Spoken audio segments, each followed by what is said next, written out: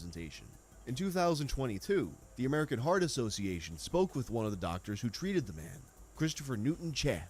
Although the FDA encourages moderation when it comes to eating licorice, the doctor notes that it's not actually known how much black licorice is safe.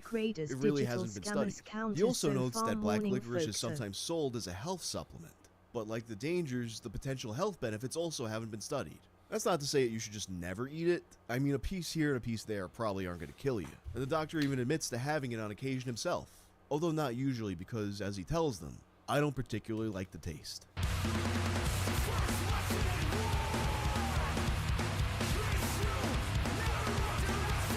One time when I was in school, I saw a kid give another kid a wedgie.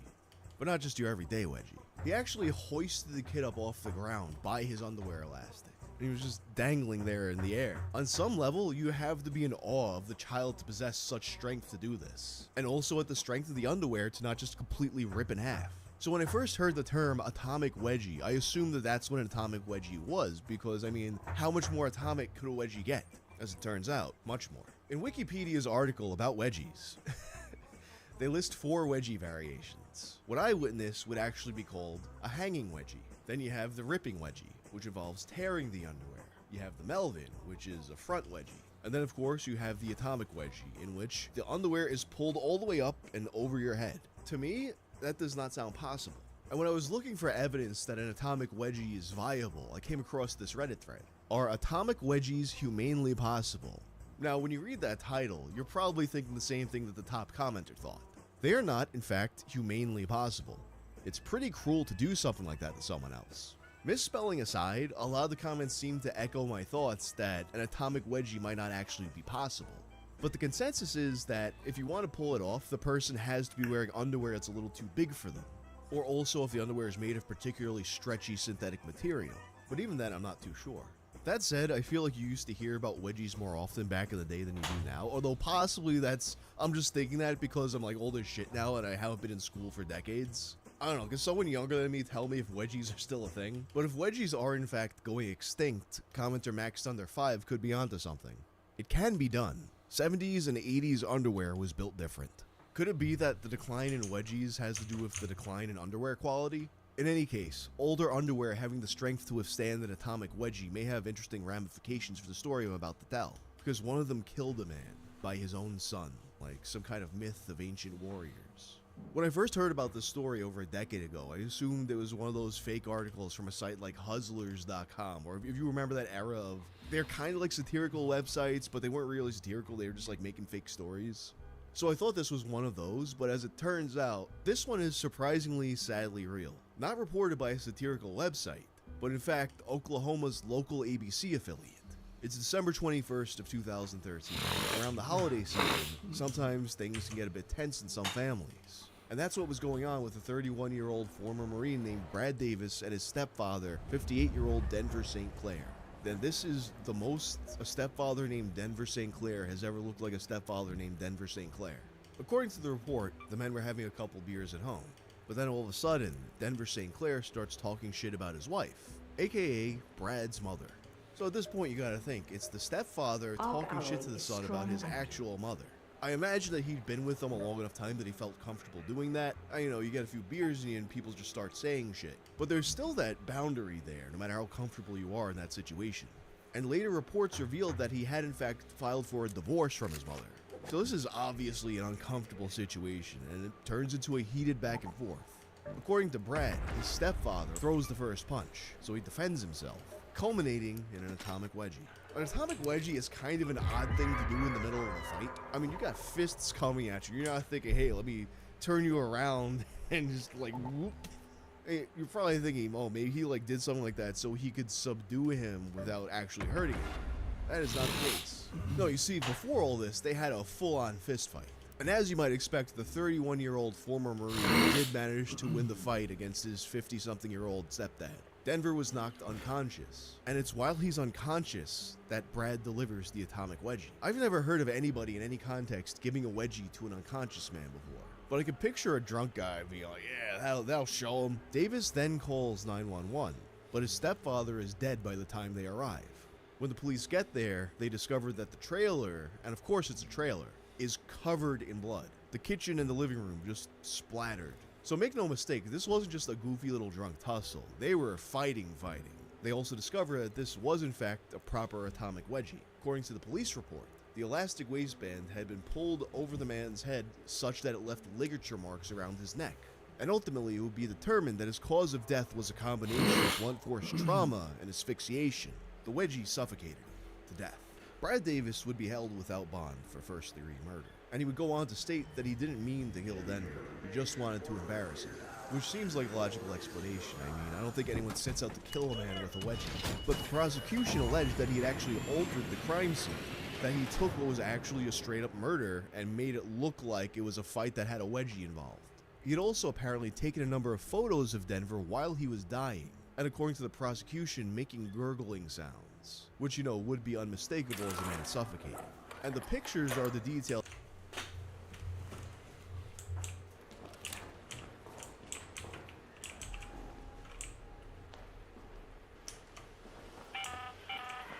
Shani here. Got your gun ready, Raider. Do keep your wits about you when you take on Ark. Too much noise and you'll attract unwanted attention. And don't forget to grab the alloy from the machines you bring down.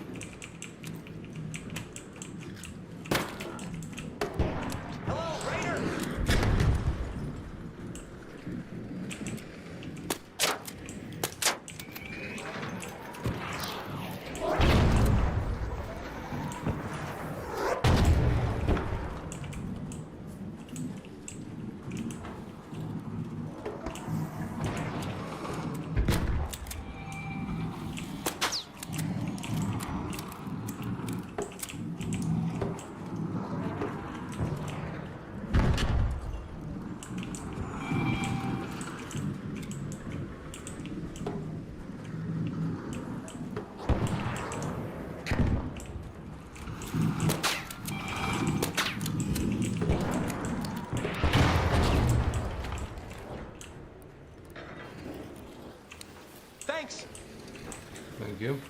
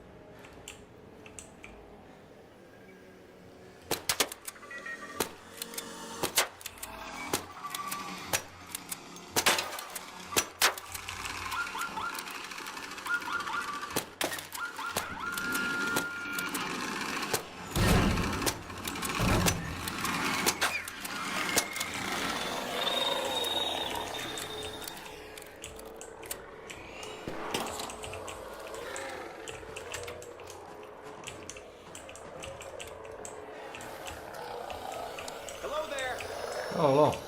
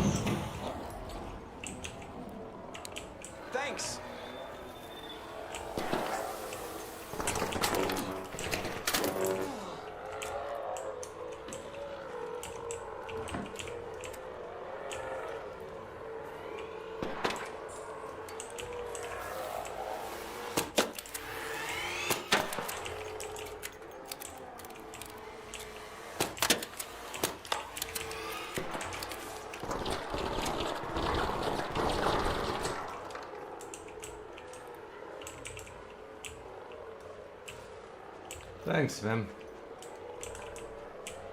Thank you.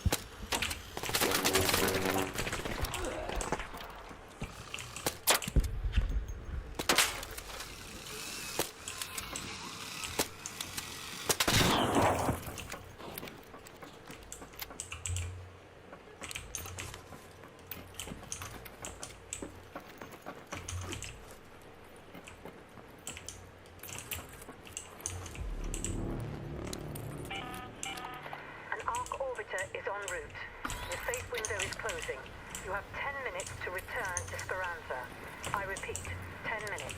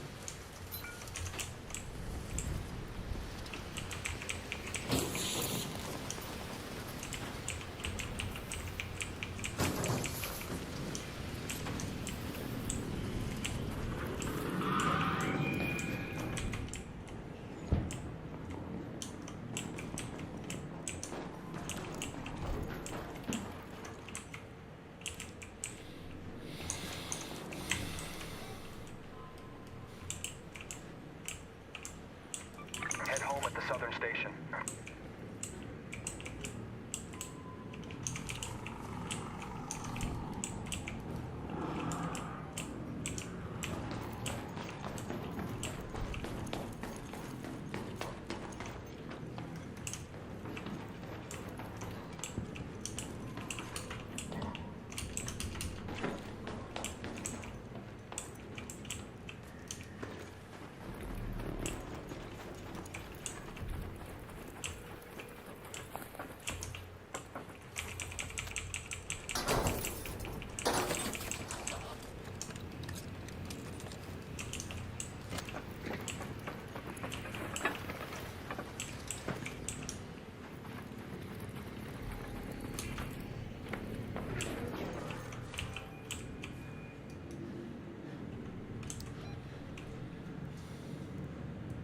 Head home at the highway overpass hatch.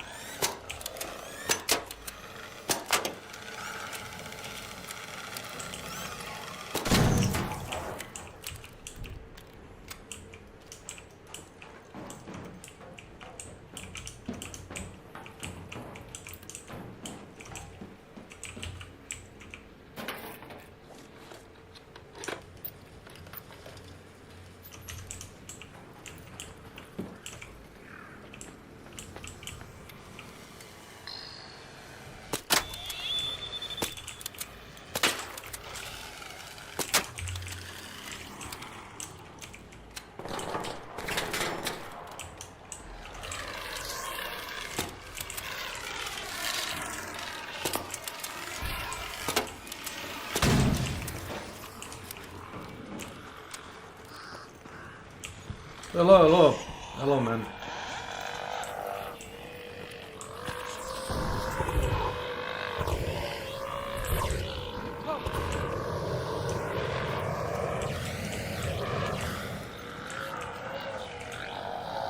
Yeah, no worry. He can suck my balls. Thanks. Appreciate it. It's open.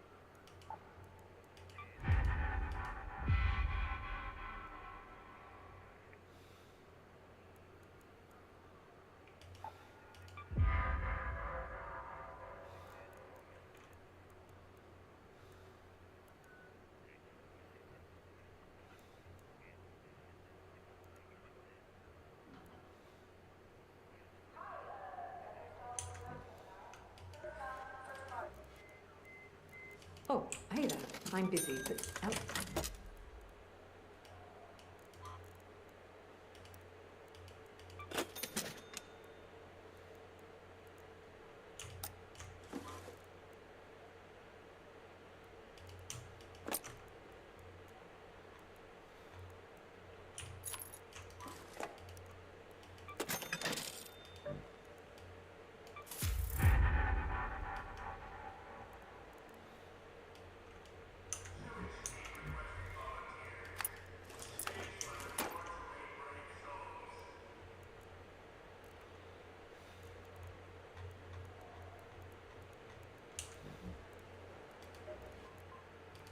Job completed?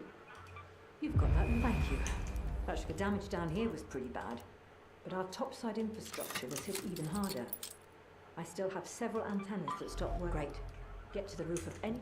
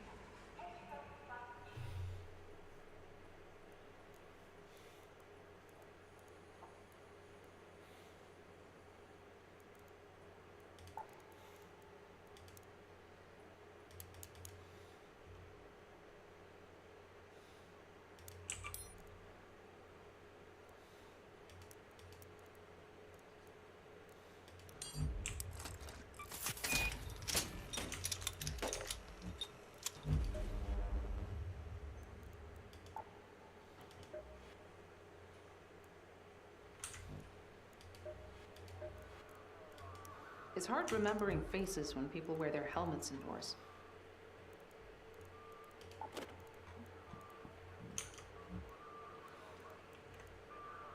We rely on grow lights for the most part, so any...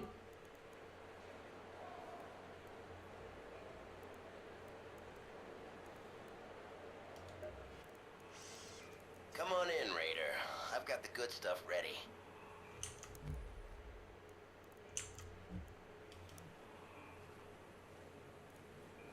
You see my pants? Just kidding, I got none.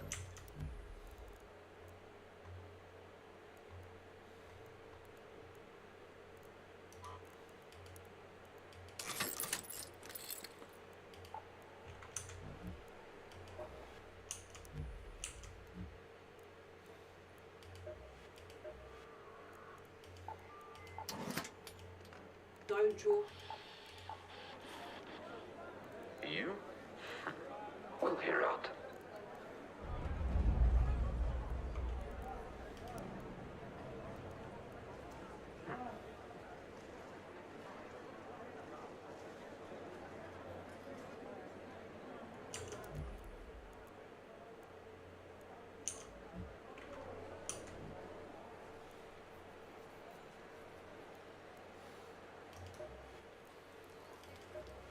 Arca seemed especially...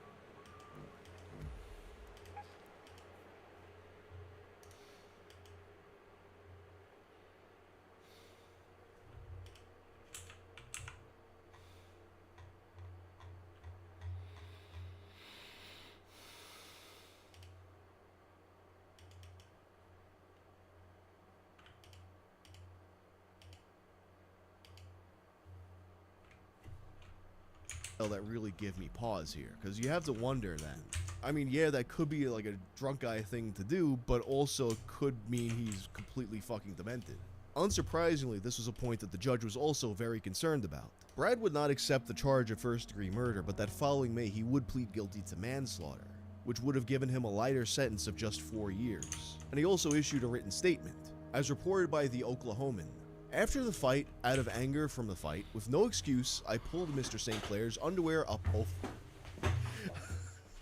I'm sorry, like, I get it's like a really like serious thing, but it's like to say that in like a serious like heartfelt statement. I pulled the underwear up over his. Oh God, I have no good reason to explain this. All I can say is I am so sorry and ashamed of my actions. I truly loved and respected Mr. St. Clair. He was always my friend. I wish I could take back that night. 2 lives were forever changed because 2 grown men lost control. To avoid future trouble, I will walk away from heated situations. I'm now willing to swallow my pride to avoid a physical altercation, he wrote. I will continue to look to the Bible for guidance, because if I had followed the Bible in the first place, I would have left the situation that got me. It's hard to say whether or not he's being completely honest here, but the statement does at a glance feel genuine to me. I mean, imagine being in that situation if it really is the way he says it is. You got one heated drunk moment that you do something that you, in your mind, was going to be a silly little rib, and then you accidentally kill a family member that you care about. Like, what do you do at that point? Even if you don't go to jail, like, how do you come back from that? But ultimately, we don't have access to all the evidence that the judge saw, and he would agree with the prosecution's claim that Brad had altered the crime scene to make it look more favorable to himself. Brad would be sentenced to 30 years in prison for killing a man with an atomic wedgie.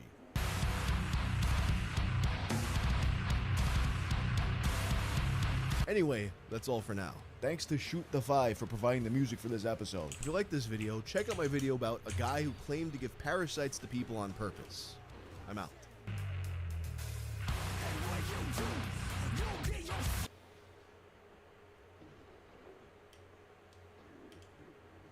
Not many people know this, but the massive popularity of the 80s puppet sitcom ALF was primarily driven by the grit, determination, and unbridled commitment of one man named Paul Fusco, who single-handedly ripped a media empire out of the ether with nothing but hard work and profound belief in his own vision. But the craziest thing is that Alf wasn't just a puppet or a show. Paul Fusco actually spent his entire career trying to convince the world that Alf was an actual real-life alien that crash-landed on Earth and became a movie star. And it ended up destroying him.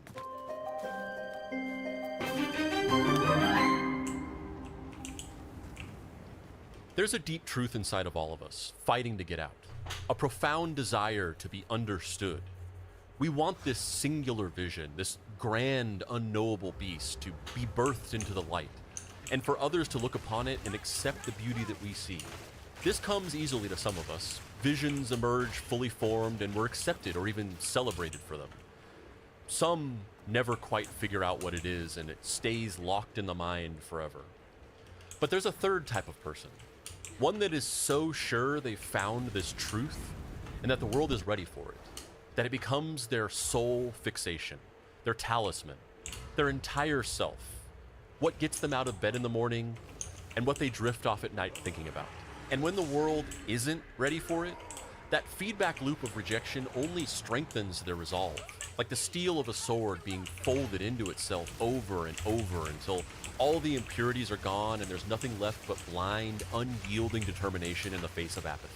Until this person's life becomes nothing but one constant, wild swing, an uphill fight to bring their vision into the world, to hell with the consequences, or what people think.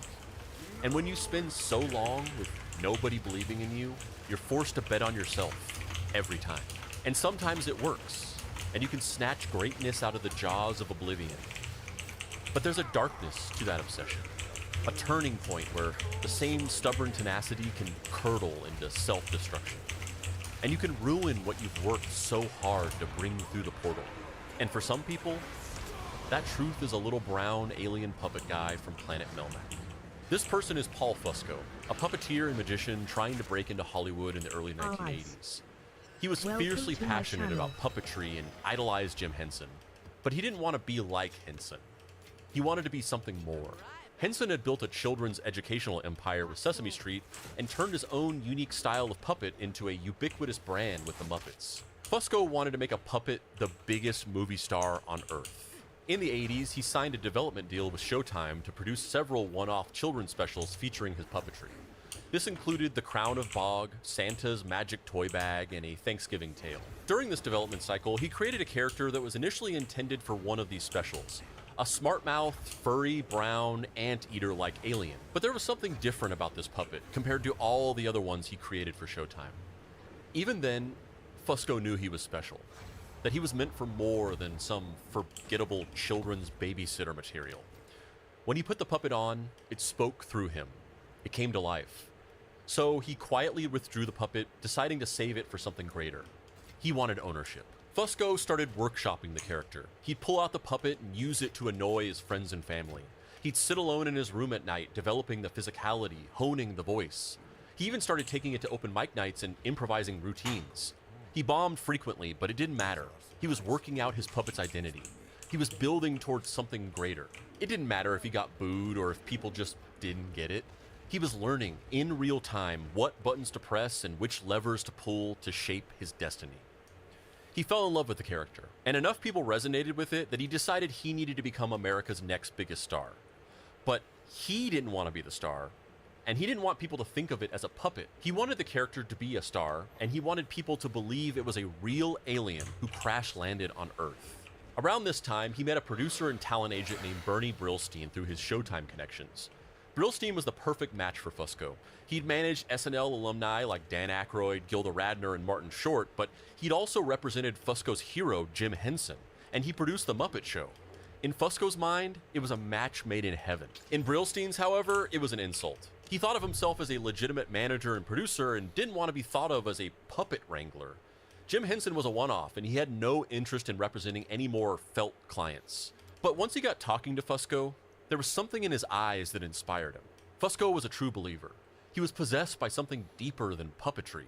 He pitched Brillstein an idea for a TV show starring this puppet, and it was like he hypnotized him. Brillstein walked into this conversation trying to think of the best way to politely turn the kid down so he didn't hurt his feelings. But for some reason, he decided to help him instead. He connected Fusco with writer Tom Patchett, and together they developed the idea for a sitcom starring the puppet. Fusco provided the vision, the characterization, the personality, and the puppetry chops, and Patchett fleshed out Fusco's constellation of ideas into a cohesive package with a plot, jokes, and a syllable through line. In the mid-80s, the two showrunners started pitching the pilot script for Alf, a sitcom about an alien who crashes into the garage of a mild-mannered suburban family called the Tanners. No, not that suburban Tanner family. A different sitcom Tanner family, somehow. But there was a catch. This wasn't going to be a TV show about an alien puppet named Alf. This sitcom would be the second tier of a multi-layer performance art experiment. Fusco was going to tell the world that this puppet was an actual alien named Gordon Shumway from the planet Melmac, who crash-landed on Earth in real life, became an actor, and was starring in a sitcom about his own life story. And he was going to be the biggest movie star in history. Brillstein and Patchett thought he was insane, that his dream of convincing people the puppet was real was just the kind of eccentricity that came along with being a genius. But little did they know that not only would Fusco's vision be realized, he would eventually destroy him. The team, now operating as Alien Productions, started pitching Alf around town, but nobody was biting. There were a few complications with the idea, dictated by Fusco's hyper-specific creative vision. First of all, Alf wasn't going to be a kid's show. Fusco wanted it to be a primetime family sitcom, so it would have edgy jokes. Alf wasn't going to be politically correct. There weren't going to be any touchy-feely moral lessons. Alf was going to compete with other peak sitcoms of the time, such as Cheers and Family Ties. This didn't make any sense to the TV executives. A show starring a talking puppet? But it's for adults? Who's going to watch this? The other thing is that the weird kayfabe layer to the idea that the puppet was going to be treated like a living actor was confusing to people. So his name is Alf, but it's also Gordon? What are you even talking about? Every single door was slammed in their faces. This didn't deter Fusco. He tempered himself against this rejection during his time taking Alf to open mics. He was used to blank stares and confusion. He thrived in that place. He knew deep down in his soul that people didn't get it because he was ahead of his time. He was early. He was destined for greatness. He just needed one person to take a chance on him. And then it happened. Brillstein set up a meeting with Brandon Tartikoff, the president at NBC, the man who created must-see TV in the 80s. But also, the network had just experienced a string of high-stakes failures such as Manimal, Mr. Smith, and Bay City Blues. So they were desperate for a new hit and no longer confident in their own barometer. The perfect conditions to get a weird experimental idea greenlit. Despite this, Fusco wanted to hedge his bets going into the meeting because it was likely their last shot, and he knew one thing. They were never going to sell a show about a puppet without the puppet. So at the last minute, Fusco shoved Alf in a garbage bag, snuck it into the room, and stowed it under the table before Tartikoff and the other executives came in. During the meeting, as the three men started explaining the show, they could see the NBC people's eyes glazing over. They just weren't getting it. They knew they were losing them. Their final opportunity was slipping through their grasp right before their eyes. So Brillstein leaned over and whispered to Fusco, "Bring him out." Fusco brought Alf out of the bag and sat him down in the chair next to Tartikoff. He began to puppeteer the character as Patchett carried on with the pitch. The executives fell silent, unsure of what to think, waiting for Alf to say something. But he just sat in silence, staring around the room like he was bored by the meeting. Finally, he started picking his nose and then wiped his finger on Tartikoff's jacket. The tension in the room suddenly dissipated and everyone broke into laughter. They'd sold the show right then and there with one flick of a puppet alien's booger. The pilot episode immediately went into production. They got a crew together, cast the Tanner family, Willie and Kate Tanner, played by Max Wright and Ann Shadeen, and their two kids, Lynn and Brian, played by Andrea Elson and Benji Gregory, and started shooting. Alf would of course be puppeteered and voiced by Fusco with the help of assistant puppeteers Lisa Buckley and Bob Fapiano, controlling the left arm and facial expressions. And during a few shots where they needed to show Alf walking, he was played by Mishu Mazaros, a Hungarian stunt and circus performer wearing a character suit. He's characterized not as a lovable E.T. character designed to appeal to children, but as a smart-mouthed, lazy, annoying house guest from hell who, again, was supposed to be a real guy playing himself in a fictionalized version of his own real-life true story. Like Eminem starring in 8 Mile, the plot of the pilot involved Alf crashing into the garage of the Tanners, who are forced to reluctantly take him in while he attempts to fix his spaceship and get back home before the US government captures him. Willie Tanner names him Alf, which stands for Alien Life Form. But then later on in the episode, we learn that Alf's real name is Gordon Shumway, because again, that is the actor Alf's real name, and this is supposed to be a dramatization of his real life story. But for some reason, he never corrects the family or tells them that he already has a name. He just lets them call him Alf. I don't know. And there's also a weird scene where Alf goes into the bathroom while Willie is about to take a shower, and then for some reason, Willie strips down right in front of him. This happens mere minutes after Willie learns for the first time that aliens exist, mind you. It's also interesting how mundane and plotting the show is. Alf is about an alien crash landing on Earth, but most episodes are about him just hanging out at the Tanner house, watching TV and annoying Willie. There are no fantastical plot lines, no laser pistols. You could switch out Alf for Bill Murray and it'd essentially be the same exact show. And there's actually a very specific reason for that, which is related to Fusco's deep obsession with maintaining the illusion that Alf is real, but we'll get to that later. Fusco finally got the chance he needed, and it was all coming together. But of course it was. The idea was too good. It was inevitable. He had just needed to get into the room.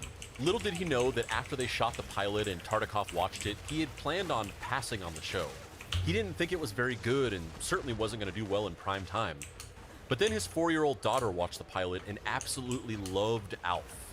So he ordered a full season. Why? Well, because he had an idea. Regardless of what Fusco thought, Alf wasn't a show for adults. It was going to be a huge hit with kids. He just didn't know it yet. This is where Fusco's blind obsession began to be his making and his undoing. As production got underway, everybody, including Patchett and Brillstein, learned the true extent of how much he wanted people to believe Alf was a real alien who crash landed on Earth and then was given a Hollywood contract to star in a sitcom about himself. He insisted at all times that Alf was a real actor who just happened to be an alien, literally refusing to ever acknowledge that he was a puppet in front of the cast or crew. And they were never allowed to call him a puppet either. In fact, actors working on the show were handed a pamphlet explaining that they should always refer to Alf as a person and never under any circumstances call him the puppet.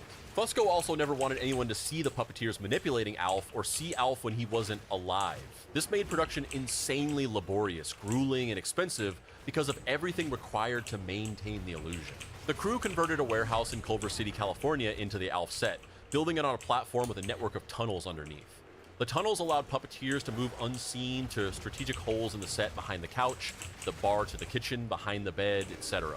The goal was to hide the puppeteers from the camera and, at first, an in-studio audience. They had actually tried for a few episodes to shoot in front of a live studio audience, but maintaining the illusion was too complex and the viewers couldn't keep their energy up throughout the tedious production. They were successfully creating the illusion that Alf was just another actor on the show, but they were also making the show a boring slog.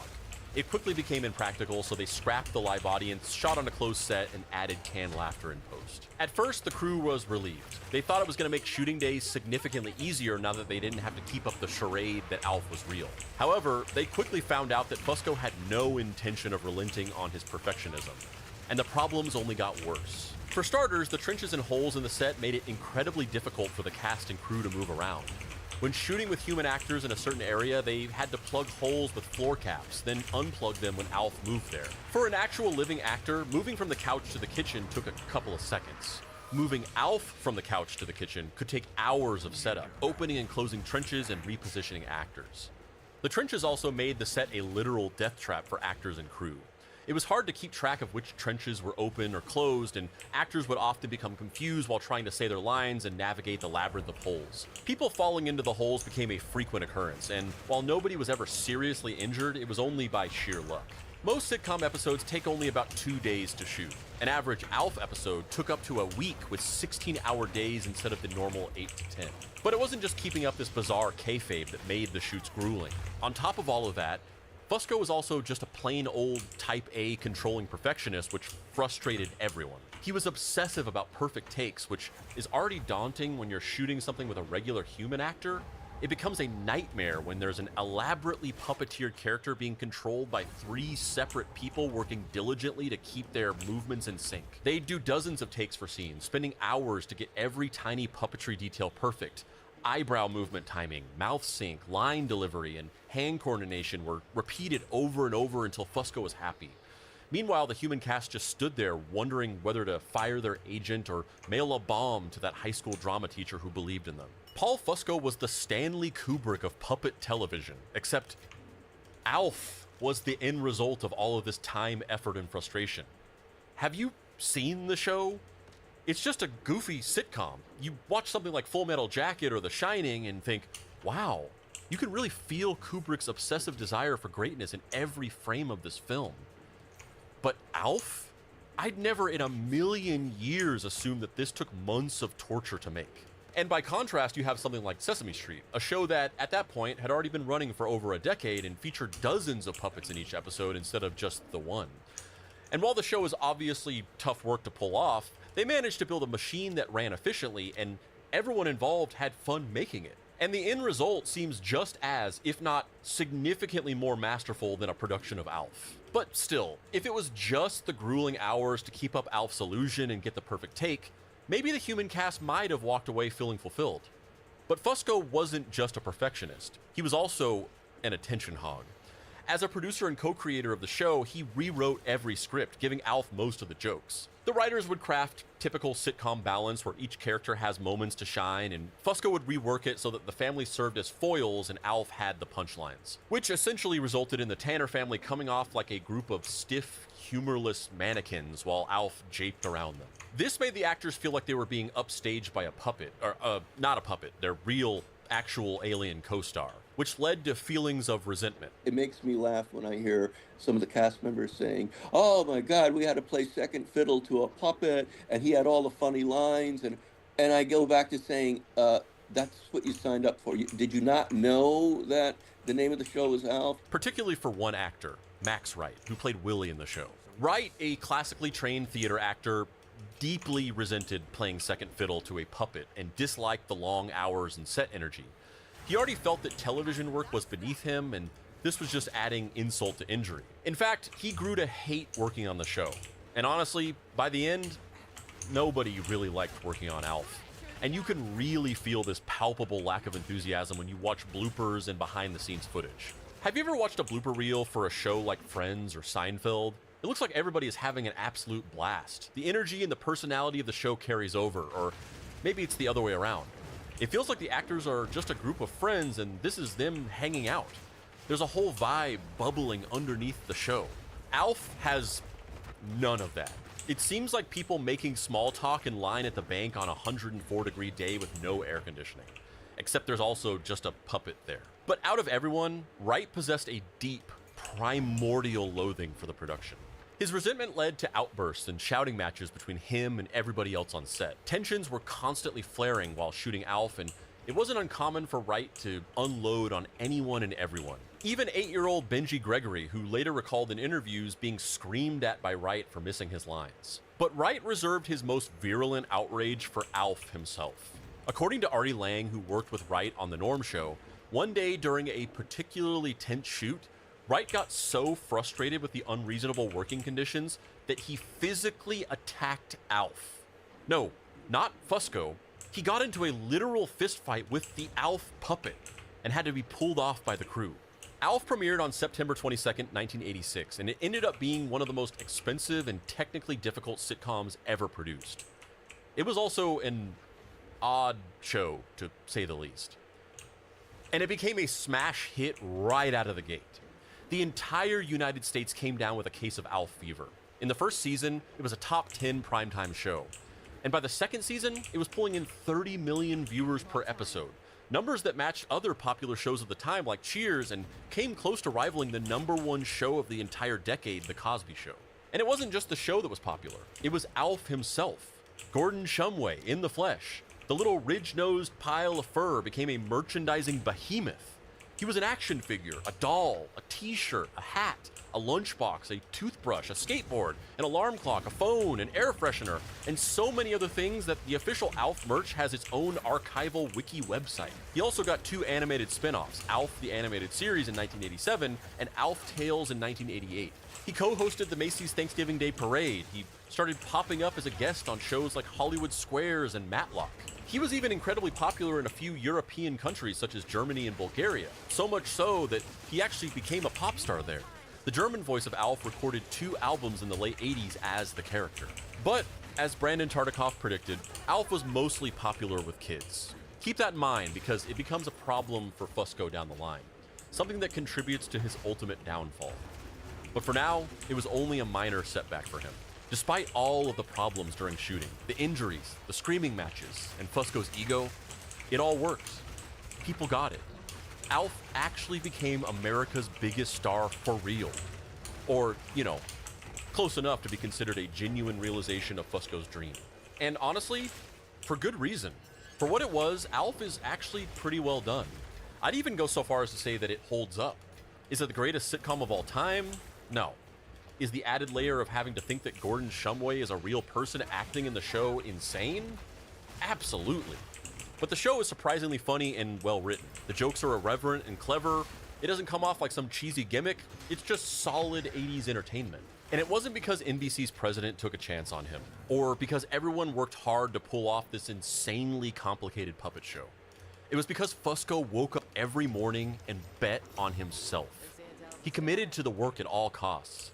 And because Alf was the single most important creative project in the history of Hollywood, at least in Fusco's mind. Fusco was sure that Alf's popularity would only get bigger and spread wider. There would be Alf movies, an Alf talk show, an Alf cable channel, an Alf theme park. Gordon Shumway would become the next Mickey Mouse, and Fusco would be his Walt Disney. Nobody believed in Fusco for all those years. They thought his stupid puppet was a silly pipe dream. And then, against all odds, he made it work. He won the big brass ring. Except it was tiny and fit on the stubby fingers of a space alien. This proved that he was infallible. His creative instincts had gotten him here, and so he doubled down, ride them to the end of time. And this is how Paul Fusco's grand vision started to unravel right as it was getting started. And for the exact same reason it worked in the first place. Fusco's obsession with maintaining the illusion that Alf was a real person started to cause friction for the show and for Alf as a pop cultural figure. Any actor working on the show, including guests, was explicitly told to never refer to Alf as a puppet, only as Alf or an alien. Which was fine when they were shooting on set, but Fusco literally meant at all times. In the press, the cast had to talk about Alf as if he was their coworker. They could never acknowledge Fusco. Fusco wasn't even in the show's credits. Alf was credited as if he was the actor playing the character, and so it was part of the cast's job to play into the kayfabe. This made press appearances extremely awkward and turned many of the actors off from doing them. Anne Shadeen, the actress who played Kate, turned down many interview opportunities, including an appearance on The Tonight Show, because she was shy and felt intense anxiety about going on TV and pretending Alf was real. He insisted that we never, ever, ever refer to Alf as a puppet. So that made personal appearances a little bit difficult because that meant that I had to say I was working with an alien from outer space. And, I wasn't real comfortable with that idea, Her PR agency eventually dropped her. The kayfabe also hindered Alf's exposure as a celebrity. A few of Alf's early guest appearances on other TV shows worked, but over time, more and more cameos and appearances were rejected by Fusco because productions refused his unreasonable stipulations. If Alf was going to be on a TV show, the production had to treat him like a real star, and they had to alter their entire process to make sure everyone saw him as one. Alf was once invited to host SNL in the late 80s, which is the first and only time that a puppet would have hosted the show. Fusco said he'd only do it if the studio audience couldn't see the puppeteers, and they built a trench on the SNL stage to maintain the illusion Professor throughout the Amizi. taping. Can you imagine that? Welcome to The my SNL No. crew would need to build a Are you bunch of up early tunnels or am I underneath up the late? soundstage, and then Alf would... You might be up late. It's 7 a.m. Wait, why are you asking me? It's supposed to be like late at your place. Like I'm not like shooing your way to bed, but yeah, I am.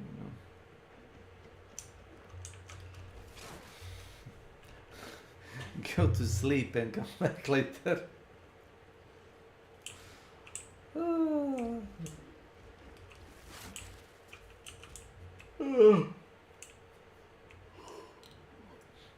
Actually, it's so early that I should probably drink some coffee at one point.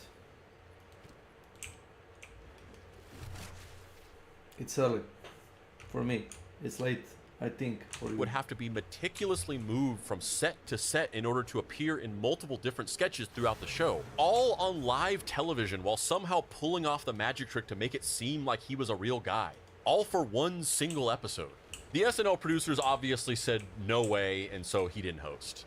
And this was essentially how every cameo invite for Alf played out. He got invited to appear on a show, Fusco sent his list of demands, and the production politely declined because it was completely insane and unreasonable. This was the point where Fusco reached the highest point of his obsession, and from this moment forward started careening downhill. He was about to cross the Rubicon, and his insatiable drive to control every tiny detail of Alf and how he was perceived by the world sent him down a path of self-destruction. At the height of Alf's popularity, Fusco received an offer from his personal hero, Jim Henson. He wanted Alf to cross over with the Muppets. It would be a significant legitimization for Alf to appear alongside the most beloved puppetry brand in history. It should have been the ultimate validation of everything Fusco had achieved. He no longer needed to stand on the shoulder of giants. He could walk next to them. But Fusco had become too focused on the illusion. Instead of walking with giants, he tilted at windmills. Fusco turned down Henson's offer. He felt like if Alf appeared with the Muppets, the idea that he was also a puppet would be impossible to deny. He didn't want Alf to be thought of as a puppet or a Muppet. He was a person, so he could never appear alongside another puppet. Anybody who has a passing understanding of how the Hollywood zeitgeist works knows that it's all about exposure. It's the reason why you saw nothing but news stories about Pete Davidson dating a string of women extremely out of his league for about 5 straight years. Because somebody on Davidson's team knew that as long as you were seeing him everywhere, he was famous.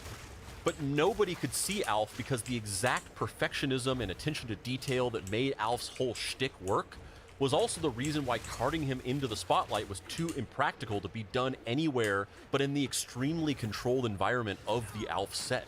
But even the show was starting to unravel. Alf ran for 4 seasons. It had great ratings in the first 2, pretty good in season 3, but by season 4, ratings were lagging. Okay, sure. People were getting tired of Alf. But it wasn't because of Alf. It was because of Fusco. The issue was that while the show was popular, well-written, despite the goofy concept, and people loved Alf, they couldn't shoot anything outside the house set due to Fusco's demands. Alf couldn't shoot at diners, gas stations, department stores, on the street, or any other outside location because meeting his requirements would be insanely expensive and impractical. The logistical handicap was actually built into the plot of the show. Because Alf was hiding out from the government, he could never leave the house. All 4 seasons take place inside the Tanner home. Every episode is about him hiding from neighbors, and the only characters he's ever able to interact with are the Tanner family. They literally couldn't do anything else. Another big limitation, Fusco refused to allow any other sci-fi elements into the show. It had to be a normal suburban family sitcom that just happens to have an alien in it. No fantastical plot lines, no other aliens, no high concepts. The reason was that Fusco thought introducing other sci-fi elements would destroy the illusion that Alf was a real alien actor. If the world is otherwise normal, you could sell the idea that Alf is alive and this is a sitcom about his life. The moment you introduce more sci-fi, it would scream, "This is fake." Between never leaving the house and forbidding sci-fi creativity, the writers ran out of ideas in season 3. When they wanted to do interesting concepts, they did them as dream sequences. The show has a bunch of these sequences. Alf appears on Gilligan's Island with the actual cast. Alf hosts The Tonight Show with Johnny Carson, and the real Ed McMahon is his sidekick. Alf goes to heaven and talks to God.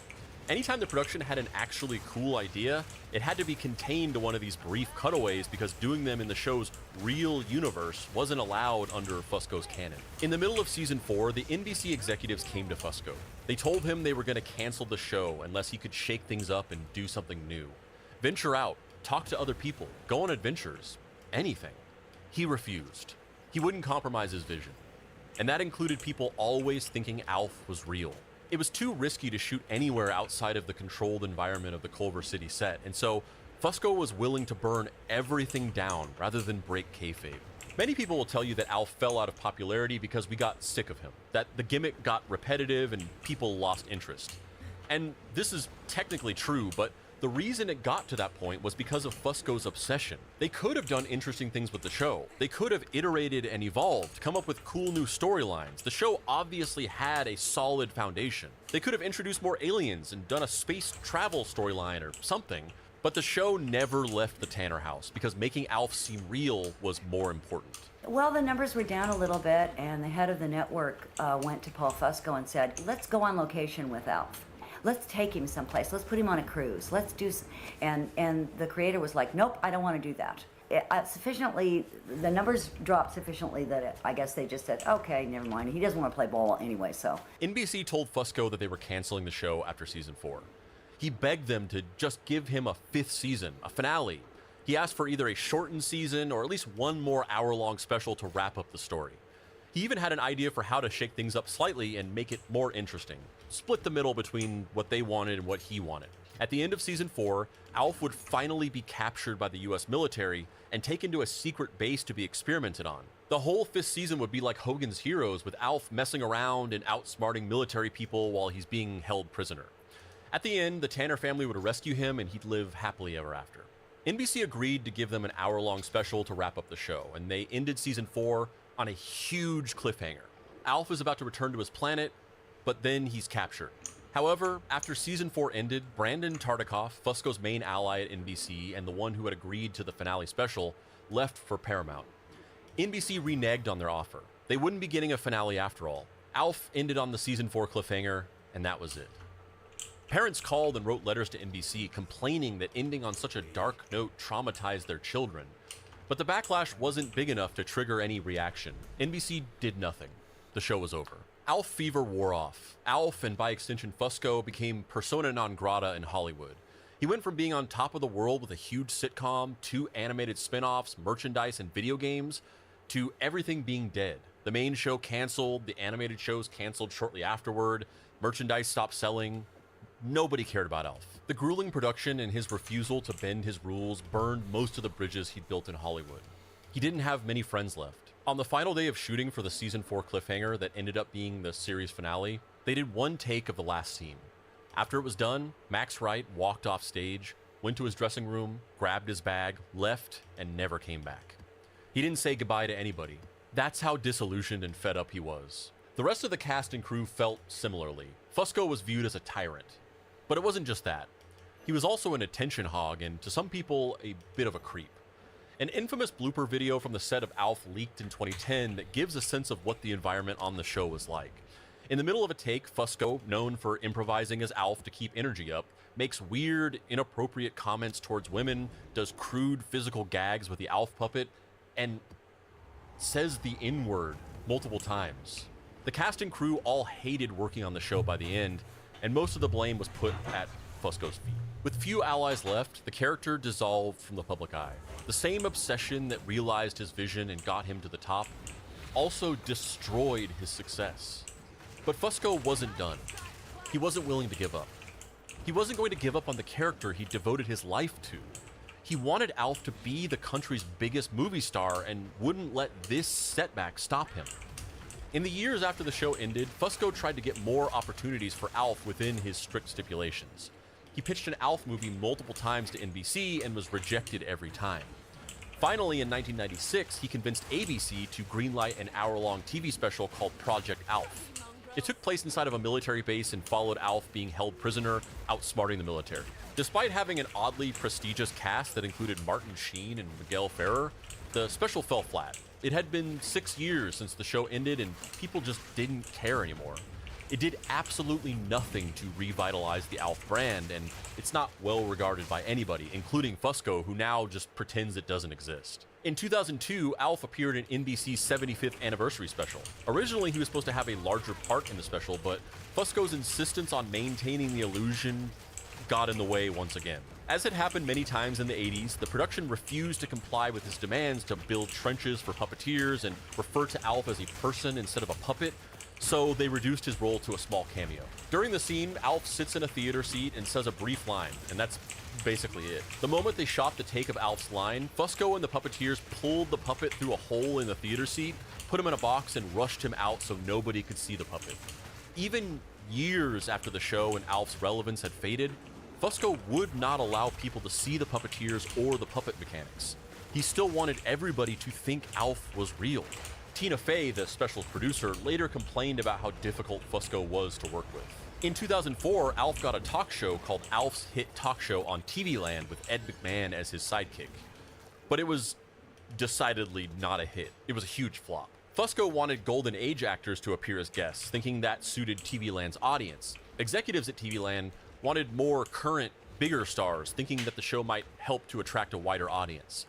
Fusco argued that big stars wouldn't agree to be on a puppet talk show on TV Land, and he ended up being right. Even in his obsession with people thinking that Alf was real, he was still realistic about the actual celebrity that the puppet had.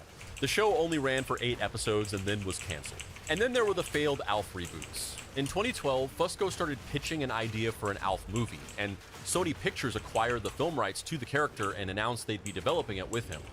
However, after it became clear to Sony how expensive it was going to be to meet Fusco's demands of never allowing anybody to see Alf's puppeteers, the film was canceled. In 2018, Warner Brothers announced that they were developing an Alf reboot TV series, and then it was quietly canceled once they realized who they were dealing with.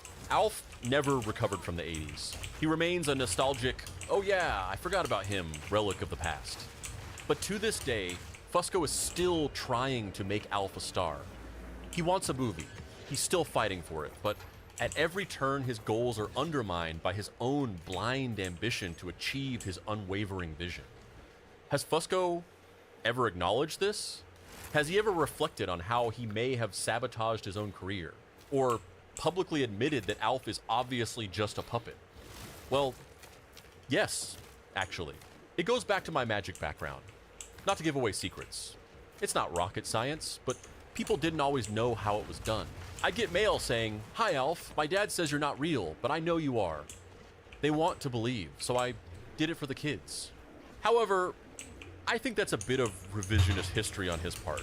By all accounts, including Fusco's own interviews, Alf was never intended to be for kids. It was supposed to be an adult sitcom. Early in season 1, Alf was more crude and mature. There were gags where he imbibed beverages. He was obsessed with eating cats. Fusco prided himself on Alf not being politically correct. But after learning who was actually watching Alf and how much of a goldmine his toy and merchandise empire was becoming, NBC went to the production team and told them that they needed to tone things down to better appeal to kids, and this annoyed the hell out of Fusco. Alf was not a kid's property. He wasn't a puppet. He was a serious comedian. Fusco didn't want to dumb down the show to pander to 8-year-olds. Once the kids and family started watching, they said, "Alf's not really a great role model. Maybe you should pull that back a little bit." And our response was, "He's 225 years old. He can do whatever he wants to do." So I don't believe he maintained the illusion for kids. It feels like he's rewriting history to excuse how his fixation on his realism idea sabotaged his own career. It positions this need to make people think Alf was real as a benevolent act, rather than just a really odd thing he was doing. It was odd, and by all accounts it burned down the house that was Alf. But in many ways, it's also the perfect example of creative expression. It's both admirable and tragic. Did Fusco ever literally believe that he was going to fool the entire world into thinking that Alf was an actual alien from space? No, of course not. At least, I don't think so. But the point was that committing to this illusion, never allowing anybody to ever see the seams, was a part of this vision that Fusco had, that Alf could be something more than a puppet. Even if nobody ever actually believed that, they could feel it. And that's what would make Alf a success. To do something truly special, you have to bet on yourself and never give up. You have to know when to ignore everyone around you and push forward because there's gold at the end of the tunnel. But that same unstoppable forward momentum can also send you careening off a cliff. Sometimes there's no gold. It's just dirt. The inability to know whether you're headed towards success or disaster is terrifying. It's what makes art and expression special, dangerous, scary, and beautiful. When it works, it's transcendent. And when it doesn't, it's deeply sad. But if there were guarantees, it wouldn't be as interesting, right? And wouldn't you know it, Fusco may have never gotten that Alf theme park like he always wanted, but Alf did serve as the guide in a Gremlins ride in a Warner Brothers theme park in Germany. So there's always that. Thank you for watching my video about Gordon Shumway himself, Alf, and Paul Fusco. I am deeply fascinated and inspired by the story of Alf and Paul Fusco. I love this little alien guy. I love the fact that Paul Fusco wanted people to think that he was a real, actual, living person. It just feels so hilariously and bafflingly unnecessary that there would be this added layer that you would have to believe that the alien was real in order to enjoy the character and the property.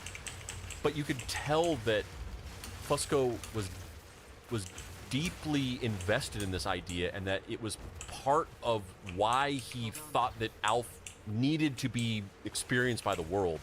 And there's something about that that I find truly inspirational and motivational and admirable. I don't love the stuff about the blooper reel and the things that he was saying in that. I think that that's bad. But if I could separate the art from the artist in any way, shape, or form, I'm deeply inspired by the commitment that Fusco had to maintaining this illusion, to the belief in himself that he had that he could pull this off. And I think that despite whatever happened, the fact that things didn't really work out for him in the end, I think that what he was able to accomplish is truly special and something that is truly singular and truly great. If nothing else, just as an experiment in pushing the boundaries of narrative storytelling. And I also think that it's really interesting how the same exact instincts that can make you successful can also destroy your success.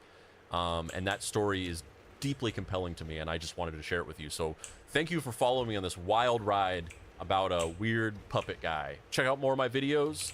I'm trying to upload these longer form videos as frequently as possible. I've definitely got some more in the pipeline for you. Check out my short videos. I make some interesting fact and explainer short videos on here. I post multiple of them a week. You can check out my podcast. It's called Deep Cuts. I do it with my friend Dave. We talk about cool stories from pop culture and history. And we also have another YouTube channel called Mystery Treehouse, which is kind of similar to my channel. It's me and my friend Dave, and we kind of just tell interesting stories from pop culture and history. So check it out. And thank you again for watching this video. And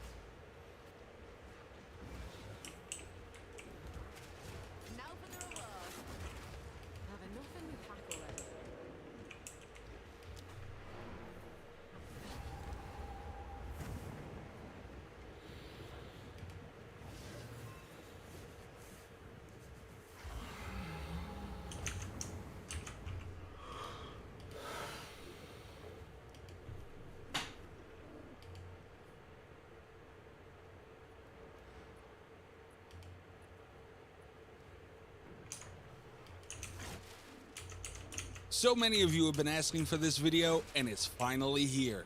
The most thorough update on the Terrifier lawsuit you're going to find.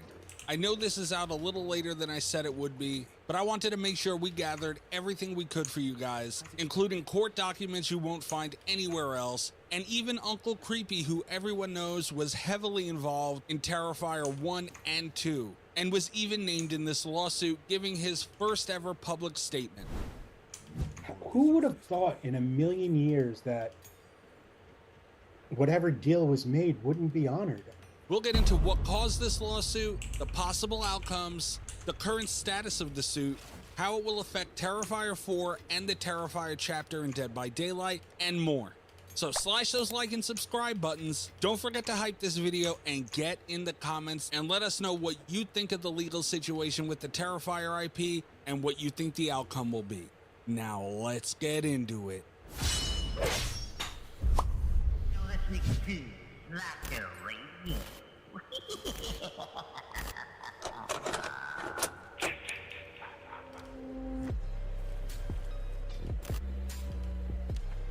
I want to start this video by saying we're huge fans of the Terrifier films and the whole Terrifier team that puts so much blood, sweat, and tears into these movies. And can't state enough how much we respect what their hard work and what these movies have done for indie films, the horror genre, and really the film industry itself. We hate that we had to make this video and that any of this is even happening. But we do have a job to do, and this does need to be covered. Also, we're not lawyers here, but as you can see from our catalog of videos and interviews, we do very much study all aspects of horror movies, including legal issues like these, and at Slasher Radio, we put time into finding out what actually happened and lay out everything for you guys. So make sure you watch this video till the end so you get all the information on the entire situation. But we truly do hope the best outcome for this case for everyone involved, and hope things can be figured out with as little mess as possible. Because the creators of the Terrifier franchise are some of our favorite filmmakers in the history of the genre. But okay, let's start with the actual timeline of Terrifier for both context and because it's going to be very important to this case. The feature-length film timeline goes All Hallows Eve, the original Terrifier, Terrifier 2, and Terrifier 3. A lot of people don't even know about All Hallows Eve, which is an anthology film written and directed by Damien Leone, with 4 separate stories included in the movie. Some featuring Art the Clown, some not. But one of those stories was a short called The Ninth Circle, and another short film called Terrifier, which brings us to the full timeline of Art the Clown and the Terrifier franchise, which is The Ninth Circle short released in 2008, the Terrifier short, which was released in 2011, All Hallows Eve, released in 2013, Terrifier, released in 2016, Terrifier 2, released in 2022, Terrifier 3, released in 2024, and of course the New Year's Eve-based Terrifier 4, set to release in 2027. But we'll get back to that later. The Ninth Circle was an 11-minute short film that released in 2008. Which is the first time we've seen Art the Clown on film, not even acted by David Howard Thornton, and the Terrifier short was shot and released a few years later. The Ninth Circle and Terrifier shorts were eventually edited and used as the first and third stories in the All Hallows Eve anthology. Around 2013, Ruthless Studios CEO Jesse Baguette approached Damien Leone about purchasing the rights to the Ninth Circle and Terrifier shorts, and creating a full-length feature film about Art the Clown, which turned out to be the anthology All Hallows Eve, marking the first time we've seen Art the Clown in a feature-length film. In March 2013, Leone entered into several written agreements with Ruthless Studios. Now normally I'd say, okay, Ruthless purchased these shorts, made All Hallows Eve, they own those movies, but that's not what happened here. The agreements Damien Leone signed in 2013 gave Ruthless Studios the rights to not only the Terrifier and Ninth Circle shorts, but also their titles, screenplays, themes, stories, dialogue, characters, and most importantly in this situation, all adaptations and versions now existing or after created. The way this is worded in their agreement, it appears Ruthless has full control over the past and future of the Terrifier title, and everything signed over, including sequels. Maybe a good enough lawyer could argue and find a loophole in there somewhere, But Ruthless Studios also claims around 2015, Damien Leone reached out by email stating he wished to produce a very low-budget Terrifier film that would be crowdfunded. Ruthless Studios claims Leone's reasoning for this was to generate interest for Art the Clown and the Terrifier films. And Ruthless said they gave him approval as a one-time exception, and Leone went on to make what we now know as the original Terrifier feature-length film that released on Netflix in 2016. But Ruthless points out in the suit that this email sent by Damien Leone requesting permission to create this movie was acknowledgement by Leone of their ownership of the property. Now, I know earlier I mentioned in the initial contracts, Leone signed over all characters to Ruthless, and that's true, but there was one exception made as far as characters go, and that's Art the Clown.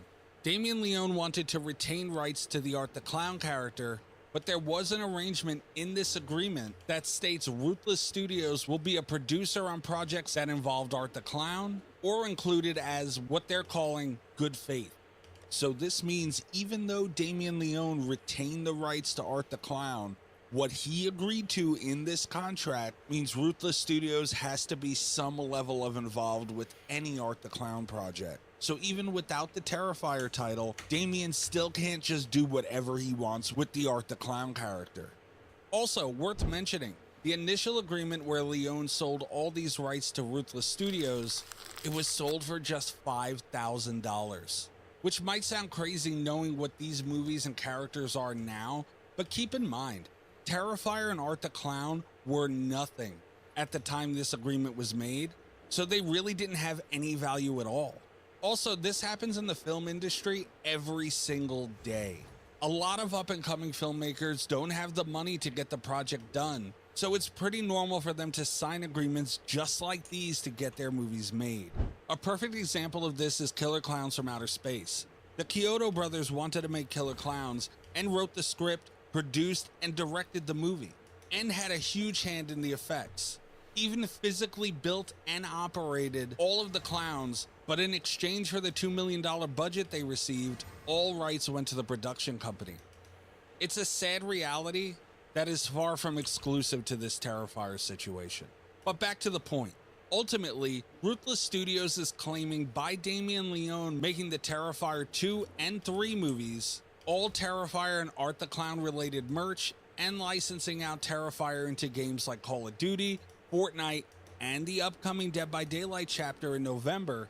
Pretty much anything and everything Terrifier or Art the Clown without involving or even notifying Ruthless Studios, who are claiming to own the rights. Ruthless also pointed out in the new lawsuit, Terrifier 2 and 3 being clear derivative work from the original Terrifier short film, like we talked about earlier. And this is listed directly in the court documents. Now that we went over everything that led up to this, let's get into what's going on now. Ruthless filed this complaint against Damien Leone and his companies Dark Age and Art the Clown LLC. So the next step will be Damien Leone's response, and that's a huge part of all of this. Will Damien produce an additional agreement that wasn't provided by Ruthless? That would be the only thing that could have a shot at changing anything here. Also named in this new lawsuit is horror industry icon Steve Barton, also known as Uncle Creepy. You may know Uncle Creepy from his rally trying to get Terrifier and Dead by Daylight about 4 years ago. But Steve has worked in damn near all areas of the horror industry and was a huge part of giving the original Terrifier movie its first shot during his time with Dread Central, and also handled almost all the marketing for Terrifier 2. So Steve was very active in the making and release of Terrifier 2, and we sat down with him for an exclusive interview to see if this was ever mentioned by Leone or anyone else during the filming or release of Terrifier 2. And here's what he had to say. You were mentioned in the recent suit that's going on with the whole Terrifier thing. Was that ever something that came up while making Terrifier 2? Was everybody aware? No. No? I will tell you the only thing I will say about that again. Sure. If I would have known that every single thing wasn't on the up and up, I never would have lifted a finger. Never. I just assumed everything was fine, you know? Sure. You know, who wouldn't? This is, I mean, it's like, how fucking dumb are you to do that, you know? Yeah. So, hey, again, not my circus, not my monkeys. I was brought up. I was surprised that I was brought up because way back when, it's fucking funny. Like, way back when Ruthless Pictures was distributing All Hallows Eve, Jesse, the guy who runs Ruthless Pictures, had me doing marketing for it. So I was working on Art the Clown before I fucking did anything. You know what I mean? So it's just really weird. But, you know, I knew, who would have thought in a million years that whatever deal was made wouldn't be honored? I just, being that I never heard anything about it, I just assumed it was fine, you know? Sure. What do I know? If you want to hear the rest of this exclusive interview, make sure you're following the Slasher Radio podcast on Apple, Spotify, or anywhere else you listen to podcasts, so you get notified when it drops later this week. This was an incredible conversation that any horror fan will not want to miss. But anyway, what is Ruthless Studios asking for with all this? What will the possible outcome be according to these legal documents and demands directly from Ruthless Studios? It's really two things. Ruthless is seeking compensation for damages and money they were owed for the distribution and use of their property. They're also asking for an accounting of all revenue and profit, and this would go across all movies, merch, collabs, everything, which you could imagine would take a lot of time to figure out. But the second, and most importantly, Ruthless Studios is asking for court orders preventing further unauthorized exploitation of their property, which would include Terrifier 4 and the Terrifier chapter coming to Dead by Daylight in November of this year. I'll break down what this means for Terrifier 4 and the DVD chapter in a minute, but first, let's go over what happened with a very similar situation in the past, the Friday the 13th lawsuit. A lot of people think the freeze on the franchise happened in 2018 when Friday the 13th, the game, was ordered to stop putting any and all new content into the game. But it actually started in 2016. And what a lot of people don't know is there was a movie heavily being worked on at the time, and the lawsuit killed it completely. The movie was going to be called Friday the 13th Part 13, a direct sequel to the fourth film, The Final Chapter, and was set to be released in 2017. It was being produced by Platinum Dunes and directed by Breck Eisner, who previously directed The Crazies. And there was even a script that was near complete, but the whole production was canned due to the lawsuit between Victor Miller and Sean Cunningham. And as everyone knows, 2 years later, in June of 2018, there was a ruling for the Friday the 13th game to stop any and all additional content being added, even with Uber Jason and the Grendel map almost set for release. But a court ruling is final, and until the issue was resolved with the franchise rights, there was no way around it, and that content never seen the light of day in the official game. I bring this up because the Friday the 13th situation mirrors the Terrifier lawsuit going on now in a lot of ways. If the court agrees to putting a hold on future content, the delay to Terrifier 4 is a no-brainer. According to Damien Leone back in February of this year, the script was still being worked on and close to being completed.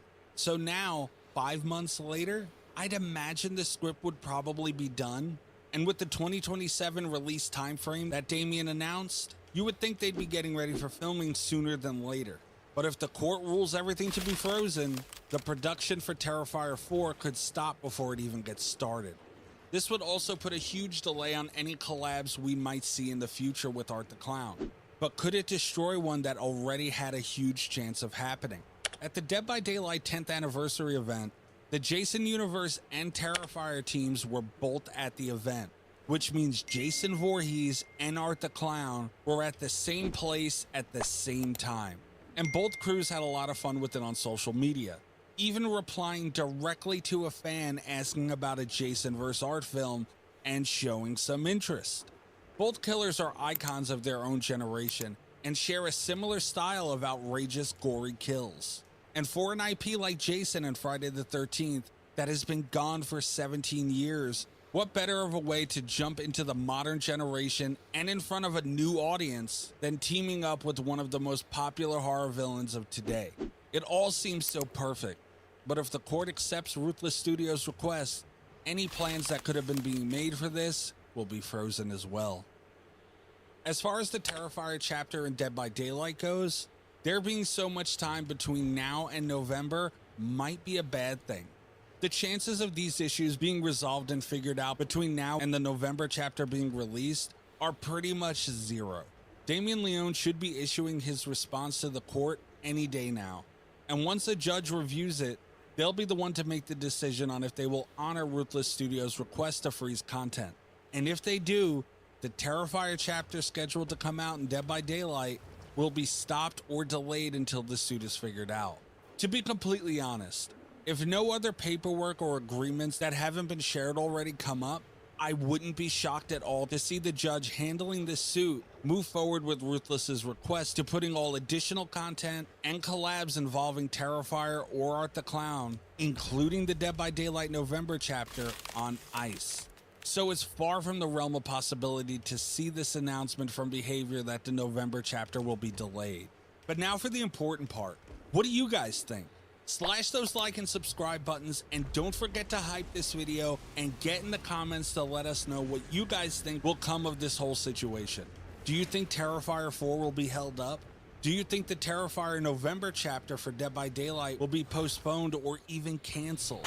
And if there is any kind of delay on this, what do you think we'll see in place of it? If this happens, Behavior is more than likely working on a backup plan as we speak. And we want to know what you think it will be. We could be witnessing history in Dead by Daylight. But with that, we'll catch you on the next video. Good night from Slasher Radio.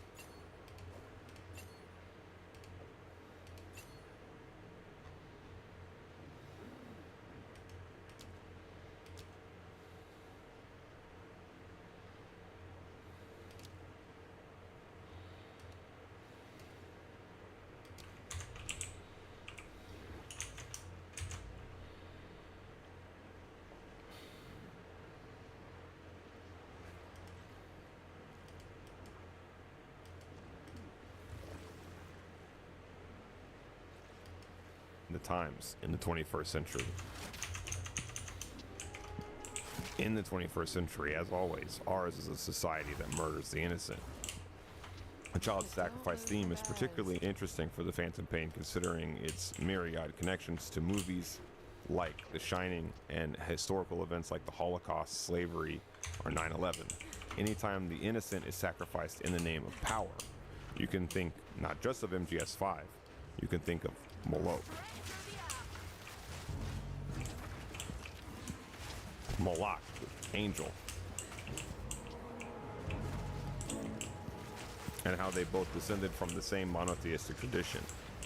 Angels and demons, heroes and madmen, one monotheism and another, fact and fiction. Not a lot of real differences between these extremes. At least that's one interpretation. MGS5 treats the tragedy of power, you might call it, as a universal human tendency. Parasitizing of sacrifices in the name of power is a basic flaw in our makeup in Metal Gear that Skullface, with his master plan, wants to fix.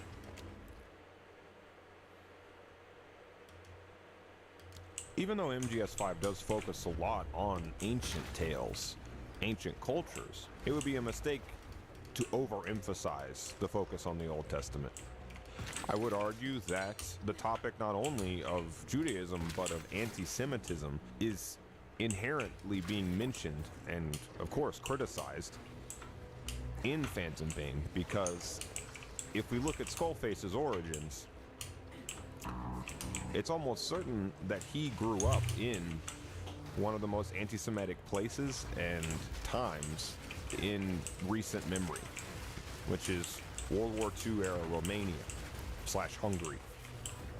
And if you think this is crazy, consider this. Again, going with the literacy theme, the name of the song from Phantom Pain is what? Like the song that plays in the game. Sins of the Father.